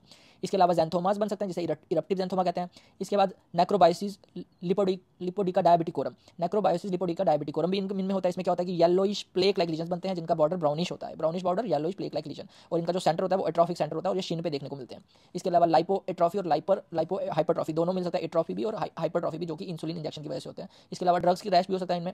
इसके अलावा डायबिटिक फुट होता है, जो कि एस्कीमिया की वजह से और न्यूरोपैथी की वजह से हो सकता है। इसके अलावा डायबिटिक अल्सर मिल सकता है, डायबिटिक फुट का गैंग्रीन भी हो सकता है। इसके अलावा और स्किन मैनिफेस्टेशन मिलती है, जैसे कि डुपिट्रेंस कंट्रैक्चर मिल सकता है, और स्क्लेरोडर्मा लाइक स्किन मिल सकती है, स्क्लेरोडर्मा लाइक स्किन लीजन, जिसमें क्या होता है कि टाइट वैक्सी स्किन होती है, जो कि शोल्डर के ऊपर और अपर बैक के ऊपर देखने को मिलती है। इसे हम स्क्लेरोडर्मा डायबिटिकोरम भी कहते हैं। अब देखते हैं इसमें एक प्रेयर साइन मिलता है, इसमें क्या होता है चीरियो आर्थ्रोपैथी होता है, चीरियो आर्थ्रोपैथी इसमें क्या होता है स्टिफ हैंड सिंड्रोम या फिर लिमिटेड जॉइंट मोबिलिटी की जॉइंट की वो लिमिटेड हो जाती है। इसमें माइल्ड फिक्स्ड कर्वेचर मिलता है फिंगर्स का, इसमें माइल्ड फिक्स्ड कर्वेचर हो जाता है फिंगर्स का, और जब भी हम इस पेशेंट को कहते हैं कि आप अपना हैंड और फिंगर्स फ्लैट रखो सरफेस पे, तो ये नहीं रख पाते हैं। इसको हम कहते हैं प्रेयर साइन या फिर चीरियो आर्थ्रोपैथी या फिर स्टिफ हैंड सिंड्रोम, या जिसमें जॉइंट मोबिलिटी की लिमिटेड हो जाती है। इसके अलावा इंसुलिन रेजिस्टेंस का साइन मिलता है, जिसे हम कहते हैं अकैंथोसिस नाइग्रिकन्स। इसके अलावा अल्सर्स मिलते हैं जो न्यूरोपैथिक हो सकते हैं या फिर आर्टेरियल डिजीज की वजह से अल्सर हो जाते हैं। स्पेशली अल्सर जो मिलते हैं वो लेग्स में मिलते हैं और सोल्स ऑफ द फीट में मिलते हैं। इसके अलावा लाइपोएट्रोफी और लाइपर हाइपरट्रॉफी, ये पहले भी बता दिया कि लोकलाइज्ड एट्रोफी और हाइपरट्रॉफी ऑफ सबक्यूटेनियस फैट का होता है रिस्पेक्टिवली। तो ये कुछ स्किन मैनिफेस्टेशन है जो डायबिटीज में मिलती है। अब देखते हैं कि क्या इंपॉर्टेंस है एग्जामिनेशन ऑफ फूड को एग्जामिन करने की क्या इंपॉर्टेंस है डायबिटीज के केस में। तो सबसे पहले फूड में हमें अल्सरेशन ढूंढना होता है, इसके बाद कैलोसिटी देखना होता है, स्किन ऑफ द सोल की जो स्किन होती है उसमें कैलोसिटी देखना है, क्रैक्स और फिशेस देखने हैं, कलर देखना है स्किन का जो कि साइनोटिक ह्यू दे सकता है हमारे स्किन कलर फूड में। इसके अलावा स्वेटिंग का लॉस हो सकता है फूड में, जिसे कहते हैं एनहाइड्रोसिस, क्लार्ड अप टोज हो सकते हैं जो कि फीचर है न्यूरोपैथी का। इसके अलावा digital gangrene, fungal infection in the nails और इन बिटवीन द टोज हमें ये देखने को मिलता है। टेम्परेचर ऑफ द स्किन जो होता है वो कोल्ड हो सकता है फीट में बिकॉज ऑफ एस्कीमिया की वजह से। पल्सेशन जो होती है जो आर्टीरिया डॉर्सालिस पीडिस में देखना और पोस्टीरियर टिबियल आर्टरी में पल्सेशन देखना जो कि कम हो सकता है, डिक्रीज पल्सेशन बिकॉज ऑफ इसमें एंजियोपैथी होती है, माइक्रो एंजियोपैथी, जिसकी वजह से पल्सेशन कम हो सकता है। एंकल जर्क लॉस्ट हो सकता है पेरिफेरल न्यूरोपैथी पे, वाइब्रेशन सेंस भी लॉस्ट हो सकता है डायबिटीज के साथ जब न्यूरोपैथी हो जाए। उसके अलावा एडिमा हो सकता है, सूजन हो सकता है, जो कि जब किडनी इन्वॉल्व होता है नेफ्रोपैथी में एडिमा भी देखने को मिलता है। इसके अलावा फूड डिफॉर्मिटी मिलता है, जैसे कि आगे चार कोर्स आर्थोपैथी होता है उसमें फूड डिफॉर्मिटी भी मिलता है देखने को। और जब डायबिटिक फूड का जो अल्सर होता है वो किस वजह से होता है, वो एस्कीमिया की वजह से हो सकता है। एस्कीमिया क्यों होता है, माइक्रोएंजियोपैथी की वजह से या फिर एसोसिएटेड एथेरोस्क्लेरोसिस की वजह से या फिर न्यूरोपैथी की वजह से फुट अल्सर देखने को मिलता है। इसके अलावा कभी कोई सेकेंडरी इन्फेक्शन हो जाता है न्यूरोपैथी के साथ साथ, तब भी फुट अल्सर देखने को मिलता है। अब देखते हैं कि कॉजेज ऑफ लेग अल्सरेशन क्या क्या है और उसके लिए हम क्या इन्वेस्टिगेशन करते हैं। सबसे पहले हम देखते हैं causes of leg ulcer. Leg ulcer जो भी होता है डायबिटीज में जो प्रेजेंट होता है लोअर लेग में, और वो यूजुअली जो होता है वो वास्कुलर डिजीज की वजह से होता है, और जो इनका साइट होता है वो एक इंडिकेट करता है कि कौन सी अंडरलाइन इटियोलॉजी है, जहाँ पे साइट ऑफ अल्सर जहाँ पर भी होगा वो इटियोलॉजी इंडिकेट करेगा कि अंडरलाइन इटियोलॉजी क्या हो सकती है। अब देखें कि जो वीनस डिजीज जिसकी वजह से अल्सर होता है उसमें क्या क्या कंडीशन हो सकता है डायबिटीज में, जैसे वेरिकोज वेन्स हो गया, डीप वीनस थ्रोम्बोसिस हो गया, डीप वेन्स की ऑब्स्ट्रक्शन हो गई फ्रॉम पेल्विक ग्रोथ की वजह से या फिर इनकम्पिटेंट वेल्व्स। इसके अलावा आर्टीरियल डिजीज भी कर सकती है अल्सर, जैसे atherosclerosis, Buerger disease, vasculitis. Small vessel disease में डायबिटीज मेलाइटिस, वास्कुलाइटिस। न्यूरोपैथी में diabetes mellitus, leprosy, polyneuropathy due to any cause या सिफिलिस। हेमरेजिकल कंडीशन होती है जिनमें लेग अल्सरेशन होता है, जैसे कि sickle cell disease, hereditary spherocytosis, chronic haemolytic anaemia for example thalassaemia, cryoglobulinaemia, immune complex disease. और कॉजेज लेग अल्सर में ट्यूमर हो सकता है, जैसे स्क्वामस सेल कार्सिनोमा हो गया, कैपोसी सार्कोमा हो गया, मिलानोमा हो गया, बेसल सेल कार्सिनोमा हो गया, ये ट्यूमर्स भी कर सकते हैं लेग अल्सर। इसके अलावा ट्रोमा भी कर सकता है leg ulcer, for example trophic ulcer, injury की वजह से, कॉन्टैक्ट डर्माटाइटिस की वजह से, सेल्फ इन्फ्लिक्टेड इंजरी की वजह से भी अल्सर हो सकता है, या फिर क्रोनिक एटोपिक एक्जिमा की वजह से भी लेग अल्सरेशन हो सकता है। इसके अलावा इन्फेक्शन जैसे कि ट्यूबरक्लोसिस में भी अल्सर हो सकता है, लेप्रोसी, सिफिलिस, याज, mycotic fungal infection, tropical ulcer. अब मिसलेनियस कॉजेज जिसमें लेग अल्सर हो सकता है वो है हमारा पायोडर्मा गैंग्रीनोजम, ऑस्टियोमाइलाइटिस एंड लिम्फेडिमा। अब बेसिक क्लिनिकल इन्वेस्टिगेशन क्या होती है, सबसे पहले हमने टेम्परेचर देखना है स्किन का, साइट ऑफ अल्सर देखना है, वीनस में ज़्यादातर लोअर लेग में देखने को मिलता है, एंकल विद पिगमेंटेशन हो सकता है वीनस केस में, आर्टीरियल केस में शीन पे देखने को मिलता है, फुट में देखने को मिलता है, वास्कुलाइटिस के केस में शीन में, अपर लेग में, और पेनफुल होते हैं वास्कुलाइटिस के अल्सर। न्यूरोपैथी में हील में देखने को मिलता है, बाल ऑफ द ग्रेट टो में देखने को मिलता है और वो पेनलेस होते हैं। इसके बाद हमने पेरिफेरल आर्टीरियल पल्सेस देखना है, एंकल जग देखना है, वाइब्रेशन सेंस देखना है, एडिमा देखना है, लोकल साइनोटिक ह्यू देखना है, ब्लड प्रेशर देखना है, थिकन्ड पेरिफेरल नर्व्स देखना है। तो ये सारे हमने बेसिक एग्जामिनेशन होती है जो कि हमने करनी है। तो अब देखते हैं कि कौन कौन से हम बेसिक इन्वेस्टिगेशन करा सकते हैं एक लेग अल्सर का अगर कोई पेशेंट हमारे पास आता है। सबसे पहले हमने ब्लड टेस्ट कराना है। ब्लड टेस्ट क्यों कराना है, हमने उसमें अनीमिया देखना है, ब्लड डिस्क्रेजियाज देखने हैं, बीडीआरएल टेस्ट कराना है, उसका शुगर टेस्ट कराना है, और लिपिड प्रोफाइल कराना है, और एंटी न्यूक्लियर फैक्टर टेस्ट कराना है, और अंका का टेस्ट कराना है, ANC अंका टेस्ट। सो ये ब्लड टेस्ट कराएंगे। उसके बाद यूरिन टेस्ट कराएंगे शुगर देखने के लिए। इसके बाद बैक्टीरियल स्वैब लेंगे for the detection of pathogens देखने के लिए, जहाँ भी अल्सर होगा उसका स्वैब लेंगे। उसके बाद डॉपलर अल्ट्रासाउंड कराएंगे लोअर एक्सट्रीमिटीज़ का, बहुत वीनस और आर्टेरियल सिस्टम को देखने के लिए हम डॉपलर अल्ट्रासाउंड कराएंगे लोअर एक्सट्रीमिटी का। इसके बाद एंकल ब्रेकियल प्रेशर इंडेक्स होता है, वो हमने कैलकुलेट करना है। हेल्थी इंडिविजुअल्स में इसकी वैल्यू रहती है मोर देन 1 इन सुपाइन पोजीशन में एंकल ब्रेकियल प्रेशर इंडेक्स की वैल्यू। अगर यही वैल्यू 0.4 टू 0.9 हो जाए तो वो किसमें होती है, इंटरमीडिएट क्लॉडिकेशन अगर हो रहा हो तब ये वैल्यू रहती है 0.4 टू 0.9। लेस देन 4.4 हो एंकल ब्रेकियल प्रेशर इंडेक्स तो वो किसमें मिलता है, क्रिटिकल लिम्ब स्कीम में, यानी कि ब्लॉकेजेस हैं वेसल्स की, क्रिटिकल लिम्ब स्कीम अगर किसी को रहा है तो उसका ankle brachial pressure index less than 0.4 होगा। इसके अलावा वीनोग्राफी वेन्स को देखने के लिए, नर्व कंडक्शन स्टडीज कराएंगे नर्व को देखने के लिए। अब ट्रीटमेंट क्या होता है, अगर किसी को लेग अल्सर, सबसे पहले हमें उसका स्मोकिंग बंद कराना है, शुगर कंट्रोल करना है, बीपी कंट्रोल करना है और उसका लिपिड प्रोफाइल कंट्रोल करना है। इसके बाद लोकल केयर देनी है जहाँ भी अल्सर होगा, एंटीबायोटिक्स देनी है अगर इन्फेक्शन हमें लग रहा है कि वहाँ पे इन्फेक्शन है। इसके बाद हमने एडवाइस लेनी है, चाइरोपॉडिस्ट की एडवाइस लेनी है। इसके बाद सर्जरी करा सकते हैं, बैलून डायलेटेशन, जो वेसल्स के लिए सर्जरी होती है बैलून डायलेटेशन, और इन सिलेक्टेड केस में हमें कभी कभी एम्पुटेशन भी करना पड़ता है। तो ये इन्वेस्टिगेशन थी जो हमने लेग अल्सर के पेशेंट में करानी है।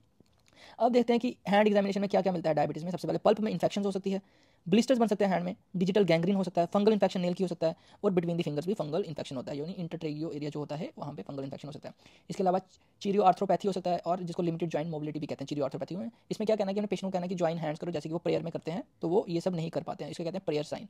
The patient is unable to join hands, को वो दोनों हाथ मिला नहीं पाते हैं, तो ये चीरियो आर्थ्रोपैथी होता है, इसमें प्रेयर साइन पॉजिटिव होता है। इसके बाद उनकी स्किन जो होती है वो एकदम थिक होती है, टाइट होती है, वैक्सी होती है बैक ऑफ द फिंगर्स। इनकी स्किन को हम स्क्लेरोडक्टिली लाइक इनकी स्किन होती है डायबिटीज, स्क्लेरोडक्टिली लाइक। इसके बाद हैंड्स में डुपिट्रेंस कंट्रैक्चर मिल सकता है, ट्रिगर फिंगर मिल सकता है जिसे फ्लेक्सर टिनोसाइनोवाइटिस भी कहते हैं। कार्पल टनल सिंड्रोम कॉमन होता है डायबिटिक्स में। स्मॉल मसल की वेस्टिंग भी होती है डायबिटीज़ में, जो कि इमेशिएशन और पेरिफेरल न्यूरोपैथी की वजह से होती है डायबिटीज़ में। अब देखते हैं रूमेटोलॉजिकल कॉम्प्लिकेशन कौन कौन सी है। Cheiroarthropathy, flexor tendinopathy, adhesive capsulitis, osteoarthropathy, Charcot arthropathy and diffuse idiopathic skeletal hyperostosis DISH, ये सब रूमेटोलॉजिकल कॉम्प्लिकेशन है डायबिटीज़ की। तो अब देखते हैं कि सर्कुलेटरी और कार्डियोवास्कुलर कॉम्प्लिकेशन डायबिटीज में क्या क्या होती है। सबसे पहले माइक्रोएंजियोपैथी होता है, जो कि जिसकी वजह से ट्रायोपैथी हो जाता है। माइक्रोएंजियोपैथी की वजह से, इसमें ट्रायोपैथी में क्या होता है कि आइज इन्वॉल्व होता है जिसे रेटिनोपैथी कहते हैं, किडनीज इन्वॉल्व होता है तो नेफ्रोपैथी की वजह से, और न्यूरॉन्स इन्वॉल्व होता है न्यूरोपैथी की वजह से। सो रेटिनोपैथी, नेफ्रोपैथी और न्यूरोपैथी ये सारी ट्रायोपैथी हैं जो कि माइक्रोएंजियोपैथी में आती है। इसके अलावा पेशेंट को मैक्रोएंजियोपैथी हो सकता है जिसकी वजह से एसेलरेटेड एथेरोस्क्लेरोसिस होता है, जिसकी वजह से इंटरमीडिएट क्लॉडिकेशन होता है पेशेंट्स को। मैक्रोएंजियोपैथी की वजह से मैक्रोवास्कुलर डिजीज होता है, जो जिसमें क्या क्या आता है, coronary artery disease, peripheral vascular disease, cerebrovascular disease, diabetic foot और हाइपरटेंशन, ये सारी मैक्रोवास्कुलर डिजीज है। इसके अलावा गैंग्रीन जो कि पेरिफेरल वास्कुलर डिजीज की वजह से होता है। इंपोर्टेंस भी हो सकता है, resting tachycardia, postal hypotension. Resting tachycardia और पोस्टल हाइपोटेंशन ऑटोनोमिक न्यूरोपैथी की वजह से हो सकता है। डायबिटीज में कार्डियो फेलियर भी काफी कॉमन है। इसके अलावा एंजाइना पेक्टोरिस होता है, साइलेंट मायोकार्डियल इंफार्क्शन हो सकता है, cerebro vascular accidents common in diabetics. Cardiomyopathy भी देखने को मिलता है डायबिटिक्स में, हाइपरटेंशन भी देखने को मिलता है। हाइपरटेंशन जो डायबिटीज में होता है वो माइक्रोएंजियोपैथी की वजह से भी हो सकता है या फिर किडनी इन्वॉल्वमेंट की वजह से भी हो सकता है। और जो बीपी का टारगेट जो डायबिटीज में होना चाहिए वो लेस देन 130/80 मिलीमीटर मर्करी। अब देखते हैं कॉजेज पेनलेस या साइलेंट मायोकार्डियल इंफार्क्शन के। तो यहाँ 15 to 20% जो एमआईज होते हैं वो पेनलेस होते हैं। Only 15 to 20% of the myocardial infarction are painless. और कॉजेज कॉमन क्या रहते हैं पेनलेस एमआई के।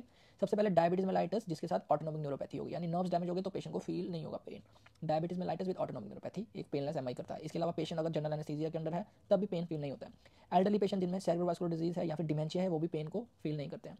कुछ पेशेंट्स को पेन फील ही नहीं होता, जैसे कि वुमेन्स को ज़्यादातर पेन फील नहीं होता और पेन नहीं होता। इसके अलावा कुछ पेशेंट्स रिकॉग्नाइज नहीं करते हैं सिम्टम पेन का। तो ये कुछ कॉज थे साइलेंट एमआई के। तो अब देखते हैं कि सिम्टम्स क्या होते हैं हाइपोग्लाइसीमिया के। हाइपोग्लाइसीमिया अगर किसी को ज़्यादा लंबे समय से हाइपोग्लाइसीमिया, जिसे हम प्रोलॉन्ग हाइपोग्लाइसीमिया भी कहते हैं, उसमें क्या होता है कि परमानेंट ब्रेन डैमेज हो जाता है, परमानेंट ब्रेन डैमेज हो जाता है। अब सिम्टम्स कब आते हैं हाइपोग्लाइसीमिया के, जब ब्लड शुगर जो है वो 55 मिलीग्राम पर डेसीलीटर से कम हो जाता है, तब सिम्टम्स आते हैं हाइपोग्लाइसीमिया के। और ये सिम्टम होते हैं बिकॉज उसमें बॉडी में कैटाकोलामीन्स का लेवल ज़्यादा हो जाता है। एक्सेस क्रिएशन ऑफ कैटाकोलामीन जब शुगर डाउन होता है तो कैटाकोलामीन लेवल का बढ़ जाता है। और दूसरा सेंट्रल नर्वस सिस्टम का डिसफंक्शन हो जाता है, उसकी वजह से इसको सिम्टम्स आते हैं हाइपोग्लाइसीमिया में। और सिम्टम जो हाइपोग्लाइसीमिया के वो डिवाइड किए जाते हैं ऑटोनोमिक सिम्टम्स और न्यूरोग्लाइकोपेनिक सिम्टम्स, ऑटोनोमिक और न्यूरोग्लाइकोपेनिक सिम्टम्स। अब जो ऑटोनोमिक सिम्टम्स होते हैं उसमें सबसे पहले पेशेंट को हंगर होता है, भूख ज़्यादा लगता है, स्वेटिंग पसीने आते हैं, ड्रेंचिंग स्वेटिंग होती है। इस बार ट्रेमर आते हैं, कंपन आता है, हाथों में कंपन आता है, ट्रेमर्स होते हैं और साथ में धड़कन महसूस होता है, इसे पैल्पिटेशन कहते हैं हम, पाउंडिंग हार्ट बीट महसूस होता है पेशेंट को। तो ये ऑटोनोमिक सिम्टम्स है। इसके अलावा पेशेंट को न्यूरोग्लाइकोपेनिक सिम्टम्स भी आते हैं। न्यूरोग्लाइकोपेनिक सिम्टम्स जैसे पेशेंट को डिजीनेस होना, चक्कर आना, हेडेक होना, क्लाउडिंग ऑफ विजन में प्रॉब्लम आता, बिहेवियर एबनॉर्मलिटीज आती है, गुस्सा आता है, पेशेंट को एग्रेशन होता है। इसके अलावा कन्फ्यूजन हो सकता है, कॉन्सेंट्रेट करने में प्रॉब्लम होता है, इनएबिलिटी टू कॉन्सेंट्रेट, और कोऑर्डिनेशन में भी प्रॉब्लम आता है, डिप्लोपिया होता है, आंखों में दिक्कत आता है, दौरे पड़ सकते हैं जिसे कन्वर्जेंस भी कहते हैं, और कोमा में भी जा सकता है पेशेंट। और नॉन स्पेसिफिक सिम्टम्स में वीकनेस होता है और हेडेक होता है। हेडेक और वीकनेस ये नॉन स्पेसिफिक सिम्टम्स है। सो दो सिम्टम्स होते हैं, एक ऑटोनोमिक, दूसरा न्यूरोग्लाइकोपेनिक सिम्टम्स। और जो ऑटोनोमिक सिम्टम्स होते हैं वो जब रैपिड ऑनसेट होता है हाइपोग्लाइसीमिया का, जल्दी जल्दी हाइपोग्लाइसीमिया होता है, तब ऑटोनोमिक सिम्टम्स पहले आते हैं। लेकिन अगर किसी को लंबे समय से ग्रेजुअल ऑनसेट हाइपोग्लाइसीमिया हो रहा है, लंबे समय से हाइपोग्लाइसीमिया हो रहा है, उसकी वजह से न्यूरोग्लाइकोपेनिक सिम्टम्स आते हैं, जो कि ब्रेन से रिलेटेड न्यूरोग्लाइकोपेनिक सिम्टम्स आते हैं। और एक टर्म होता है डायोरनल हाइपोग्लाइसीमिया, इसमें पेशेंट को नर्वसनेस, स्वेटिंग, हंगर और ट्रेमर्स होते हैं मेनली डायोरनल हाइपोग्लाइसीमिया में। अब नॉक्टर्नल हाइपोग्लाइसीमिया पेशेंट क्या होता है, रात में शुगर डाउन हो जाता है, इसमें पेशेंट को नाइट स्वेट्स होते हैं, पसीने आ सकते हैं रात में, बैड ड्रीम्स आ सकते हैं, और जैसे सुबह उठता है तो अर्ली मॉर्निंग हेडेक भी हो सकता है। These are the symptoms of nocturnal hypoglycaemia. Hypoglycaemia को क्लासिफाई किया जाता है फास्टिंग हाइपोग्लाइसीमिया और रिएक्टिव यानी कि खाना खाने के बाद पोस्ट प्रेंडियल हाइपोग्लाइसीमिया। सो फास्टिंग हाइपोग्लाइसीमिया और रिएक्टिव या पोस्ट प्रेंडियल हाइपोग्लाइसीमिया। जो post prandial hypoglycaemia reactive hypoglycaemia होता है वो होता है मील्स लेने के बाद, जैसे डंपिंग सिंड्रोम में और ग्लैक्टोसीमिया में होता है। डंपिंग सिंड्रोम और ग्लैक्टोसीमिया में रिएक्टिव हाइपोग्लाइसीमिया होता है। और जो फास्टिंग हाइपोग्लाइसीमिया होता है वो होता है हाइपर इंसुलिनिज्म जब हो जाता है, इंसुलिन का लेवल बढ़ने पे होता है। फास्टिंग हाइपोग्लाइसीमिया लीवर डिजीज में हो सकता है, रीनल डिजीज में हो सकता है, एंडोक्राइन कॉजेज होते हैं और ड्रग इंड्यूस्ड होता है। ये सारे फास्टिंग हाइपोग्लाइसीमिया करते हैं। अब देखते हैं important points to diagnose hypoglycaemic coma. Hypoglycaemic coma हमेशा कंफ्यूज हो सकता है डायबिटिक कोमा या डायबिटिक कीटोएसिडोसिस के साथ। तो हाइपोग्लाइसेमिक कैटेगरी से कुछ फीचर्स होते हैं जो हमें हेल्प करते हैं इसको डायग्नोज करने में। इसमें सबसे पहले हिस्ट्री रहती है ओवरडोज ऑफ इंसुलिन की या फिर ओरल हाइपोग्लाइसेमिक एजेंट्स की। इसके बाद हाइपोग्लाइसेमिया विग्रेस एक्सरसाइज के बाद भी देखने को मिलता है, या फिर पेशेंट ने मील मिस कर दिया उसके बाद भी हाइपोग्लाइसेमिया का अटैक बढ़ जाता है। क्लासिकल सिम्टम्स होते हैं हाइपोग्लाइसेमिया, उसमें से मोस्ट इंपॉर्टेंट होता है ड्रेंचिंग स्वेट। ड्रेंचिंग स्वेट बहुत ज़्यादा पसीना आता है पेशेंट को, जो कि क्लासिकल हाइपोग्लाइसेमिया देखने को मिलता है। इसके अलावा सडन ऑनसेट ऑफ अनकॉन्शियसनेस भी हाइपोग्लाइसेमिया देखने को मिलता है। इसके अलावा डिहाइड्रेशन जो होता है वो हाइपोग्लाइसेमिया में एब्सेंट रहता है। डिहाइड्रेशन हाइपोग्लाइसेमिया में एब्सेंट मिलेगा हमें, रादर हाइपोग्लाइसेमिया में पैलर मिलेगा और कोल्ड स्वेट मिलेगा। पैलर और कोल्ड स्वेट भी हाइपोग्लाइसेमिया में देखने को मिलता है। पल्स जो होता है वो नॉर्मल वॉल्यूम का और फुल पल्स देखने को मिलता है। बीपी भी नॉर्मल या हाई हो सकता है। एयर हंगर एब्सेंट होगा, इसमें शैलो और नॉर्मल रेस्पिरेशन होगी। एसीटोन की स्मेल एब्सेंट होगी। कन्वर्जेंस प्रेजेंट हो सकता है हाइपोग्लाइसेमिया में। जर्क्स जो होते हैं वो ब्रिस्क हो सकते हैं। प्लंट रिस्पांस बायलेटरली एक्सटेंसिव देखने को मिलता है। शुगर और कीटोन बॉडी यूरिन में एब्सेंट होती है। ब्लड शुगर लो होती है। बाइकार्बोनेट लेवल्स नॉर्मल होते हैं। ऐसे पेशेंट को अगर हम शुगर दें ओरली या फिर इन्फ्यूजन दें ग्लूकोज की तो उनका कॉन्शियसनेस रीगेन हो सकता है। तो ये सारे कुछ सिम्टम्स हैं जो हाइपोग्लाइसेमिया में ज़्यादा देखने को मिलते हैं। इसके बाद बात करते हैं कि डायबिटिक कीटोएसिडोसिस में क्या होता है। इसमें पेशेंट को पोलीयूरिया होगा, पोलीडिप्सिया होगा, एनोरेक्सिया होगा, वोमिटिंग होगा और एब्डोमिनल पेन होगा। डिहाइड्रेशन इसमें बहुत ज़्यादा होता है बिकॉज वोमिटिंग की वजह से बहुत ज़्यादा डिहाइड्रेशन हो जाता है। पल्स इसमें वीक हो जाता है, बीपी लो हो जाता है और स्किन और टंग ड्राई हो जाता है। एयर हंगर इसमें प्रेजेंट होता है और एसीटोन की स्मेल आता है ब्रीदिंग में, और इसमें कुजमोज ब्रीदिंग होता है। डीप रिफ्लेक्स इसमें डल होते हैं और फ्लेक्सर प्लांटर रिस्पॉन्स देखने को मिलता है। शुगर और कीटोन बॉडी यूरिन में प्रेजेंट मिलेगा और ब्लड में हाई शुगर मिलेगा और लो बाइकार्बोनेट लेवल्स मिलेंगे। तो ये क्लासिकल सिम्टम्स है डायबिटिक कीटोएसिडोसिस के। तो अब देखते हैं what are the causes of sudden death. Diabetes में सडन डेथ क्यों होता है। तो इसमें बेसिकली जो प्रोबेबली देखा गया कि ऑटोनोमिक न्यूरोपैथी की वजह से ही डेथ होता है, और इसमें बहुत सारी हाइपोथेसिस भी दी गई है। जैसे कि पेशेंट रिस्पॉन्ड नहीं करते हैं नॉर्मली हाइपोक्सिया में। जो डायबिटिक पेशेंट होते हैं वो नॉर्मल रिस्पॉन्स नहीं करते हैं हाइपोक्सिया के, जिसकी वजह से क्या होता है इनमें सस्टेन कार्डियो रेस्पिरेटरी अरेस्ट होता है। इसके अलावा और भी हाइपोथेसिस जैसे पेशेंट को एपनिया की वजह से सडन डेथ हो जाता है या फिर कार्डिक अरिथमिया की वजह से भी सडन डेथ हो जाता है डायबिटीज में। अब देखते हैं कि कौन कौन सी इन्वेस्टिगेशन हम परफॉर्म कर सकते हैं अगर डायबिटीज का केस हमारे पास आता है। सबसे पहले हमने ब्लड टेस्ट कराना है। ब्लड टेस्ट में हमने उसका शुगर देखना है, जो फास्टिंग और पोस्ट प्रेंडियल यानी खाना खाने के बाद का शुगर टेस्ट कराना है, जो कि हेल्प करता है डायग्नोसिस और मॉनिटरिंग में डायबिटीज के पेशेंट में। इसके अलावा एक ग्लाइकोसाइलेटेड हीमोग्लोबिन होता है, वो भी हमने टेस्ट कराना है, जो हमें पिछले 6 to 8 वीक्स का ग्लूकोज कंट्रोल बताता है। HbA1c से कहते हैं, जो प्रीवियस 6 to 8 वीक्स यानी कि अप्रॉक्सीमेटली 3 मंथ्स का ग्लूकोज बताता है ग्लाइकेटेड हीमोग्लोबिन। इसके अलावा CBC करा के हमने उसका टोटल ल्यूकोसाइड देखना है, डिफरेंशियल ल्यूकोसाइड देखना है, ESR देखना है। इसके बाद लिपिड प्रोफाइल करा के हमने उसका ट्राइग्लिसराइड देखना है, LDL देखना है, VLDL देखना है, HDL देखना है और टोटल कोलेस्ट्रॉल देखना है। ये सारा लिपिड प्रोफाइल में देखा जाएगा। इसके अलावा किडनी का टेस्ट करा के हमने उसका यूरिया और क्रेटिनिन देखना है, और साथ में यूरिक एसिड भी देखना है डायबिटिक के पेशेंट में। ये हो गया ब्लड टेस्ट। उसके बाद हम क्या करेंगे, यूरिन टेस्ट करेंगे। यूरिन टेस्ट में हमने देखना है उसका स्पेसिफिक ग्रेविटी, RBCs, पस sales, proteins, sugars, ketone bodies और कास्ट। इसके अलावा कल्चर एंड सेंसिटिविटी टेस्ट भी हम करा सकते हैं। इसके अलावा 24 आवर यूरिन प्रोटीन एक्सक्रीशन देखेंगे स्पेसिफिकेशन में केसेस में, जैसे अगर किसी को नेफ्रोटिक सिंड्रोम डेवलप हो रहा है डायबिटिक की वजह से, तब हम 24 आवर यूरिन प्रोटीन एक्सक्रीशन भी देखेंगे। इसके अलावा ECG कराएंगे। ECG में हमने डायग्नोस करना होता है इस्केमिक हार्ट डिजीज, या फिर हमने चेंजेस देखनी है हार्ट में ECG में जो आती है बिकॉज ऑफ हाइपरटेंशन और डायबिटीज की वजह से। इसके अलावा हम चेस्ट एक्सरे कराएंगे टू रूल आउट हमने पल्मोनरी ट्यूबरकुलोसिस और फंगल इन्फेक्शन का रिस्क डायबिटीज में बढ़ जाता है, तो ये सब हमने चेस्ट एक्सरे में देखना है। इसके बाद कार्डियोमेगाली भी हो जाता है बिकॉज डायबिटीज और हाइपरटेंशन एक साथ होते हैं ज़्यादातर, तो कार्डियोमेगाली हो जाता है उससे हार्ट में, वो भी हम देख सकते हैं। इसके अलावा हम स्ट्रेट एक्सरे एब्डोमेन कराएंगे। एक्सरे एब्डोमेन इसलिए कराना है टू सीधा पैनक्रेटिक कैल्सिफिकेशन देखने के लिए। पैनक्रेटिक कैल्सिफिकेशन देखने के लिए हम एक्सरे एब्डोमेन कराएंगे। और इसमें फाइब्रो कैलकुलस पैनक्रेटिक डिजीज जो होता है, fibro calculus pancreatic disease common होता है डायबिटीज में, इसलिए एक्सरे एब्डोमेन में वो दिख जाएगा। इसके अलावा आई एग्जामिनेशन में हम फंडोस्कोपी कराएंगे to rule out diabetic retinopathy की, रेटिना में कितना डैमेज हुआ है डायबिटीज की वजह से, शुगर की वजह से। इसके अलावा बेरियन मील एग्जामिनेशन कराएंगे, GIT ट्रैक का, और साथ में हम एंडोस्कोपी भी कराएंगे। हमने ये इसलिए कराना है कि हमें मोटिलिटी GI ट्रैक की हमने देखनी है, डायबिटीज में ये हैम्पर्ड हो जाती है मोटिलिटी GI ट्रैक की। इसके अलावा अगर हम पेरिफेरल न्यूरोपैथी सस्पेक्ट कर रहे हैं डायबिटीज में, तो हमने नर्व कंडक्शन स्टडी भी कराना है। इसके अलावा अगर हमें पेरिफेरल वेसल्स में कोई डिजीज लग रहा है तो हम डॉपलर स्टडी भी करा के देखेंगे कि क्या दिक्कत है उसमें वेसल्स में। अब एक होता है ग्लाइकोसाइलेटेड हीमोग्लोबिन, जो पहले बताया मैंने, ये 3 महीने का ग्लूकोज बताता है, ग्लाइकोसाइलेटेड हीमोग्लोबिन। और फॉर टाइट कंट्रोल, अगर हम शुगर का अच्छा कंट्रोल चाहिए तो इसकी वैल्यू लेस देन 7% होना चाहिए ग्लाइकोसाइलेटेड हीमोग्लोबिन, यानी कि HbA1c भी कहते हैं इसको। ESR हाई हो सकता है अगर पेशेंट में इन्फेक्शन है, जैसे कि ट्यूबरकुलोसिस कॉमन हो जाता है डायबिटीज में। इसके बाद एक और टेस्ट आता है जिसे कहते हैं हम ग्लाइकेटेड फ्रक्टोसामिन। ग्लाइकेटेड फ्रक्टोसामिन जो होता है ये मेजर करता है amount of glycated serum protein, यानी मेनली एल्बुमिन। ग्लाइकेटेड एल्बुमिन को मेजर करता है, और ये शुगर कंट्रोल बताता है over the past 2 to 3 weeks का शुगर कंट्रोल कैसा है, ये उसको बताता है ग्लाइकेटेड फ्रक्टोसामिन टेस्ट। अब देखते हैं हम कैसे ओरल हाइपोग्लाइसेमिक एजेंट्स को क्लासीफाई करते हैं। हम ओरल हाइपोग्लाइसेमिक एजेंट्स को क्लासीफाई करते हैं as sulphonylurea and non sulphonylurea. तो आइए देखते हैं कि सल्फोनाइल यूरिया कौन कौन से होते हैं। सल्फोनाइल यूरिया हमारे पास फर्स्ट जनरेशन होता है और सेकंड जनरेशन होता है। फर्स्ट जनरेशन में हमारे पास आता है क्लोरप्रोपामाइड, टोलबुटामाइड, टोलाजामाइड, एसिटोहेक्सामाइड। और सेकंड जनरेशन में हमारे पास आता है ग्लिमिप्राइड, ग्लिपिजाइड, ग्लिक्लाजाइड, ग्लाइबेंक्लामाइड एंड ग्लाइब्राइड। इसके बाद आता है नॉन सल्फोनाइल यूरिया एजेंट्स। इसमें हमारे पास होता है बाइगोनाइट्स। बाइगोनाइट्स में हमारे पास आता है फेनफॉर्मिन, जो आजकल यूज नहीं करते हैं। इसके अलावा मेटफॉर्मिन होता है और बूफॉर्मिन होता है। इसके अलावा आता है मैग्लिटिनाइड एनालॉग्स। ये हमारा पोस्ट प्रेंडियल जो ग्लूकोज होता है उसी को रेगुलेट करता है। मैग्लिटिनाइड एनालॉग्स में हमारे पास आता है रिपाग्लिनाइड और नेटिग्लिनाइड। इसके अलावा आता है हमारे पास अल्फा ग्लूकोसाइडेज इनहिबिटर। इसमें हमारे पास रहता है एकार्बोस, वोग्लिबोस, मिजिलिटिलोल। तो ये ड्रग्स रहते हैं अल्फा ग्लूकोसाइडेज इनहिबिटर्स। इसके अलावा हमारे पास रहता है थायाजोलिडिनियोन्स। थायाजोलिडिनियोन्स में रहता है हमारे पास ग्लिटाजोन्स भी कहते हैं इनको, या फिर PPAR gamma agonist, PPAR gamma agonist, जिसका फुल फॉर्म रहता है पेरोक्सिसोम प्रोलिफरेटर एक्टिवेटेड रिसेप्टर गामा। इसमें हमारे पास ड्रग रहता है ट्रोग्लिटाजोन जो आजकल यूज नहीं करते हैं। इसके बाद आता है सिग्लिटाजोन, पायोग्लिटाजोन और रोजिग्लिटाजोन। इसके बाद और भी ड्रग्स आते हैं जैसे डाइपेप्टिडाइल पेप्टिडेज 4 इनहिबिटर्स, यानी कि इनको शॉर्ट में DPP4 इनहिबिटर्स भी कहते हैं। इसमें रहता है हमारे पास सीटाग्लिप्टिन, विल्डाग्लिप्टिन और एक और होता है ड्रग लीनाग्लिप्टिन, जो किडनी पेशेंट्स में दिया जाता है, सेफ होता है। अब ये OHs जो होते हैं यानी ओरल हाइपोग्लाइसेमिक एजेंट्स, इनको फर्दर हम 3 कैटेगरीज में क्लासिफाई करते हैं, जैसे इंसुलिन सेंसिटाइजर्स होते हैं, इंसुलिन सेक्रेटोकॉक्स होते हैं और inhibitors of glucose absorption. Insulin sensitisers में हमारे पास आता है metformin, pioglitazone, rosiglitazone. Insulin secretagogues में हमारे पास आता है glimepiride, glipizide, gliclazide, tolbutamide, chlorpropamide, glibenclamide, meglitinide analogues. ये सारे ड्रग्स आते हैं इंसुलिन सेक्रेटोकॉक्स में। और इनहिबिटर्स जो होते हैं ग्लूकोज एब्जॉर्प्शन के, उसमें हमारे पास आता है अल्फा ग्लूकोसाइडेज इनहिबिटर्स और गुआरगम। इसके अलावा पारेंटल हाइपोग्लाइसेमिक एजेंट्स भी होते हैं, जैसे हमारे पास होगा इंसुलिन और ग्लूकागोन लाइक पेप्टाइड एनालॉग्स भी होते हैं, जिसमें हमारे पास आता है इंक्रेटिन माइमेटिक जैसे एक्जिनाटाइड और लीराग्लूटाइड।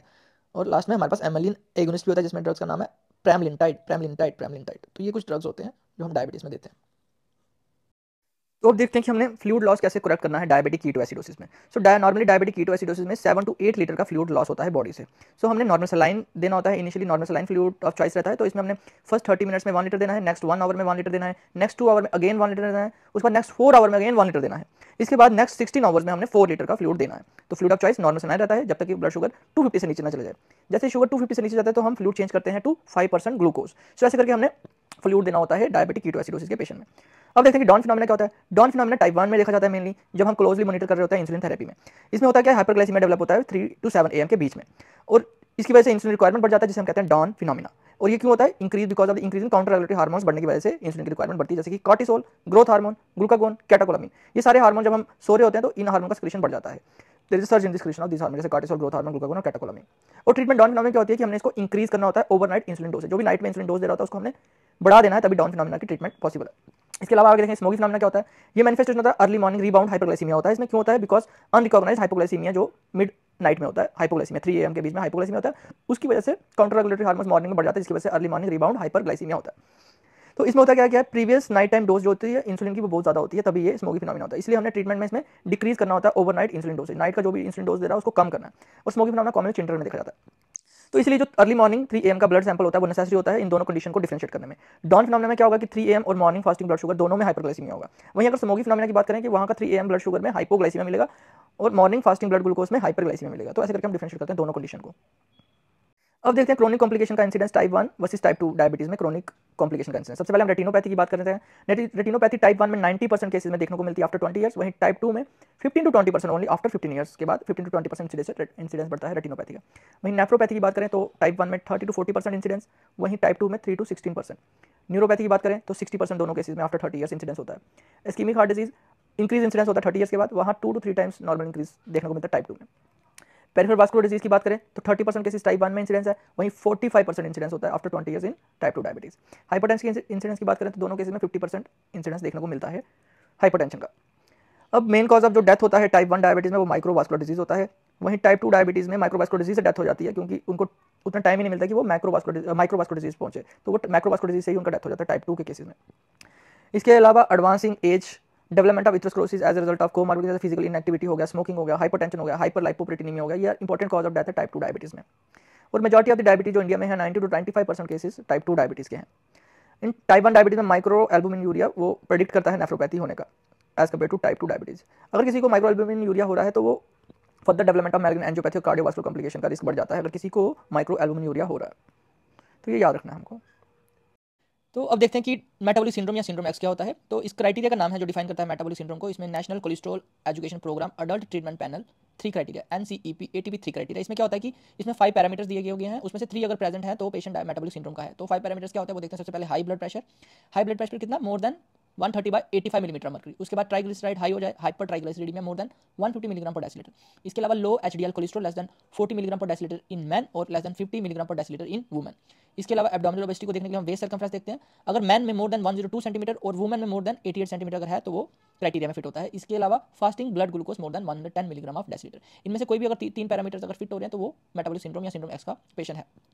इसके अलावा एक क्राइटेरिया और है इंटरनेशनल डायबिटीज फेडरेशन क्राइटेरिया। उसमें भी ऑलमोस्ट सेम है, उसमें लेकिन वेस्ट सर्कमफ्रेंस का हमें फोकस करना है। इसमें more than 94 centimetre in man और more than 80 centimetre in women. इसके अलावा fasting glucose more than 100 milligram per decilitre.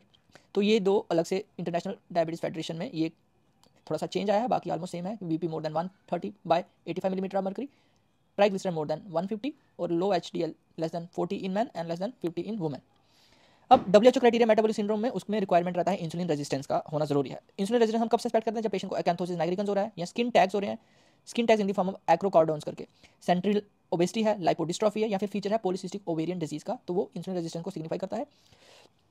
अब देखते हैं हमारे केस की मैनेजमेंट, जो कि हमारा केस है डायबिटीज के साथ उसका किडनी इन्वॉल्व हो गया। सबसे पहले हमने उसका डायबिटिक डाइट देना है। इंसुलिन रिक्वायरमेंट हमारे केस में कम है बिकॉज उसका किडनी इन्वॉल्व है। ओरल हाइपोग्लाइसेमिक एजेंट की भी हमने डोज मॉडिफाई करनी है और रिड्यूस करनी है बिकॉज किडनीज इन्वॉल्व है। इसके अलावा हमें हाइपरटेंशन ट्रीट करना है, ओबेसिटी ट्रीट करना है, डिस्लिपिडीमिया ट्रीट करना है और कोरोनरी हार्ट डिजीज ट्रीट करना है, एडिमा की ट्रीटमेंट देनी है और नेफ्रोटिक सिंड्रोम की मैनेजमेंट करनी है। और अगर एजोटीमिया हो रहा है तो हमें उसको डायलिसिस भी करना है। इसके अलावा मसल पेन जो न्यूरोपैथी से हो जाता है डायबिटीज में, उसके लिए हमारे पास ड्रग्स हैं जैसे फिनिटाइन, कार्बामेज़ापिन, प्रीगाबालिन, कोडीन, ट्राइसाइक्लिक एंटीडिप्रेसेंट हम दे सकते हैं। इसके अलावा UTI को कंट्रोल करना है और स्किन लीजन्स को कंट्रोल करना है। और हमने प्रिवेंट करना है कि इसको डायबिटिक फुट ना हो जाए, तो हमने इसको कहना है कि कंसल्ट करें चिरोपोडिस्ट को भी। और लास्टली कंक्लूजन में हमने सारे सिस्टम एग्जामिनेशन करने होते हैं डायबिटीज के केस में। सारी पल्सेस पेरिफेरल जितनी भी है उसको पैल्पेट करना है, स्पेशली पीडल पल्सेस होती हैं उसको पैल्पेट करना है। बीपी हमने लाइंग डाउन और स्टैंडिंग पोजीशन में दोनों में मेजर करना है बिकॉज ऑटोनोमिक न्यूरोपैथी हो जाता है। इसके अलावा हमने ट्रॉफी कल्चर देखना है फीट में। इसके अलावा हमने स्पेशल अटेंशन देना आइज में रेटिनोपैथी में, किडनीज में नेफ्रोपैथी और न्यूरॉन्स में न्यूरोपैथी को। लास्टली हमने यूरिन सैंपल एग्जामिन करना है फॉर शुगर एंड प्रोटीन। तो ये हमारा केस था डायबिटीज़ का।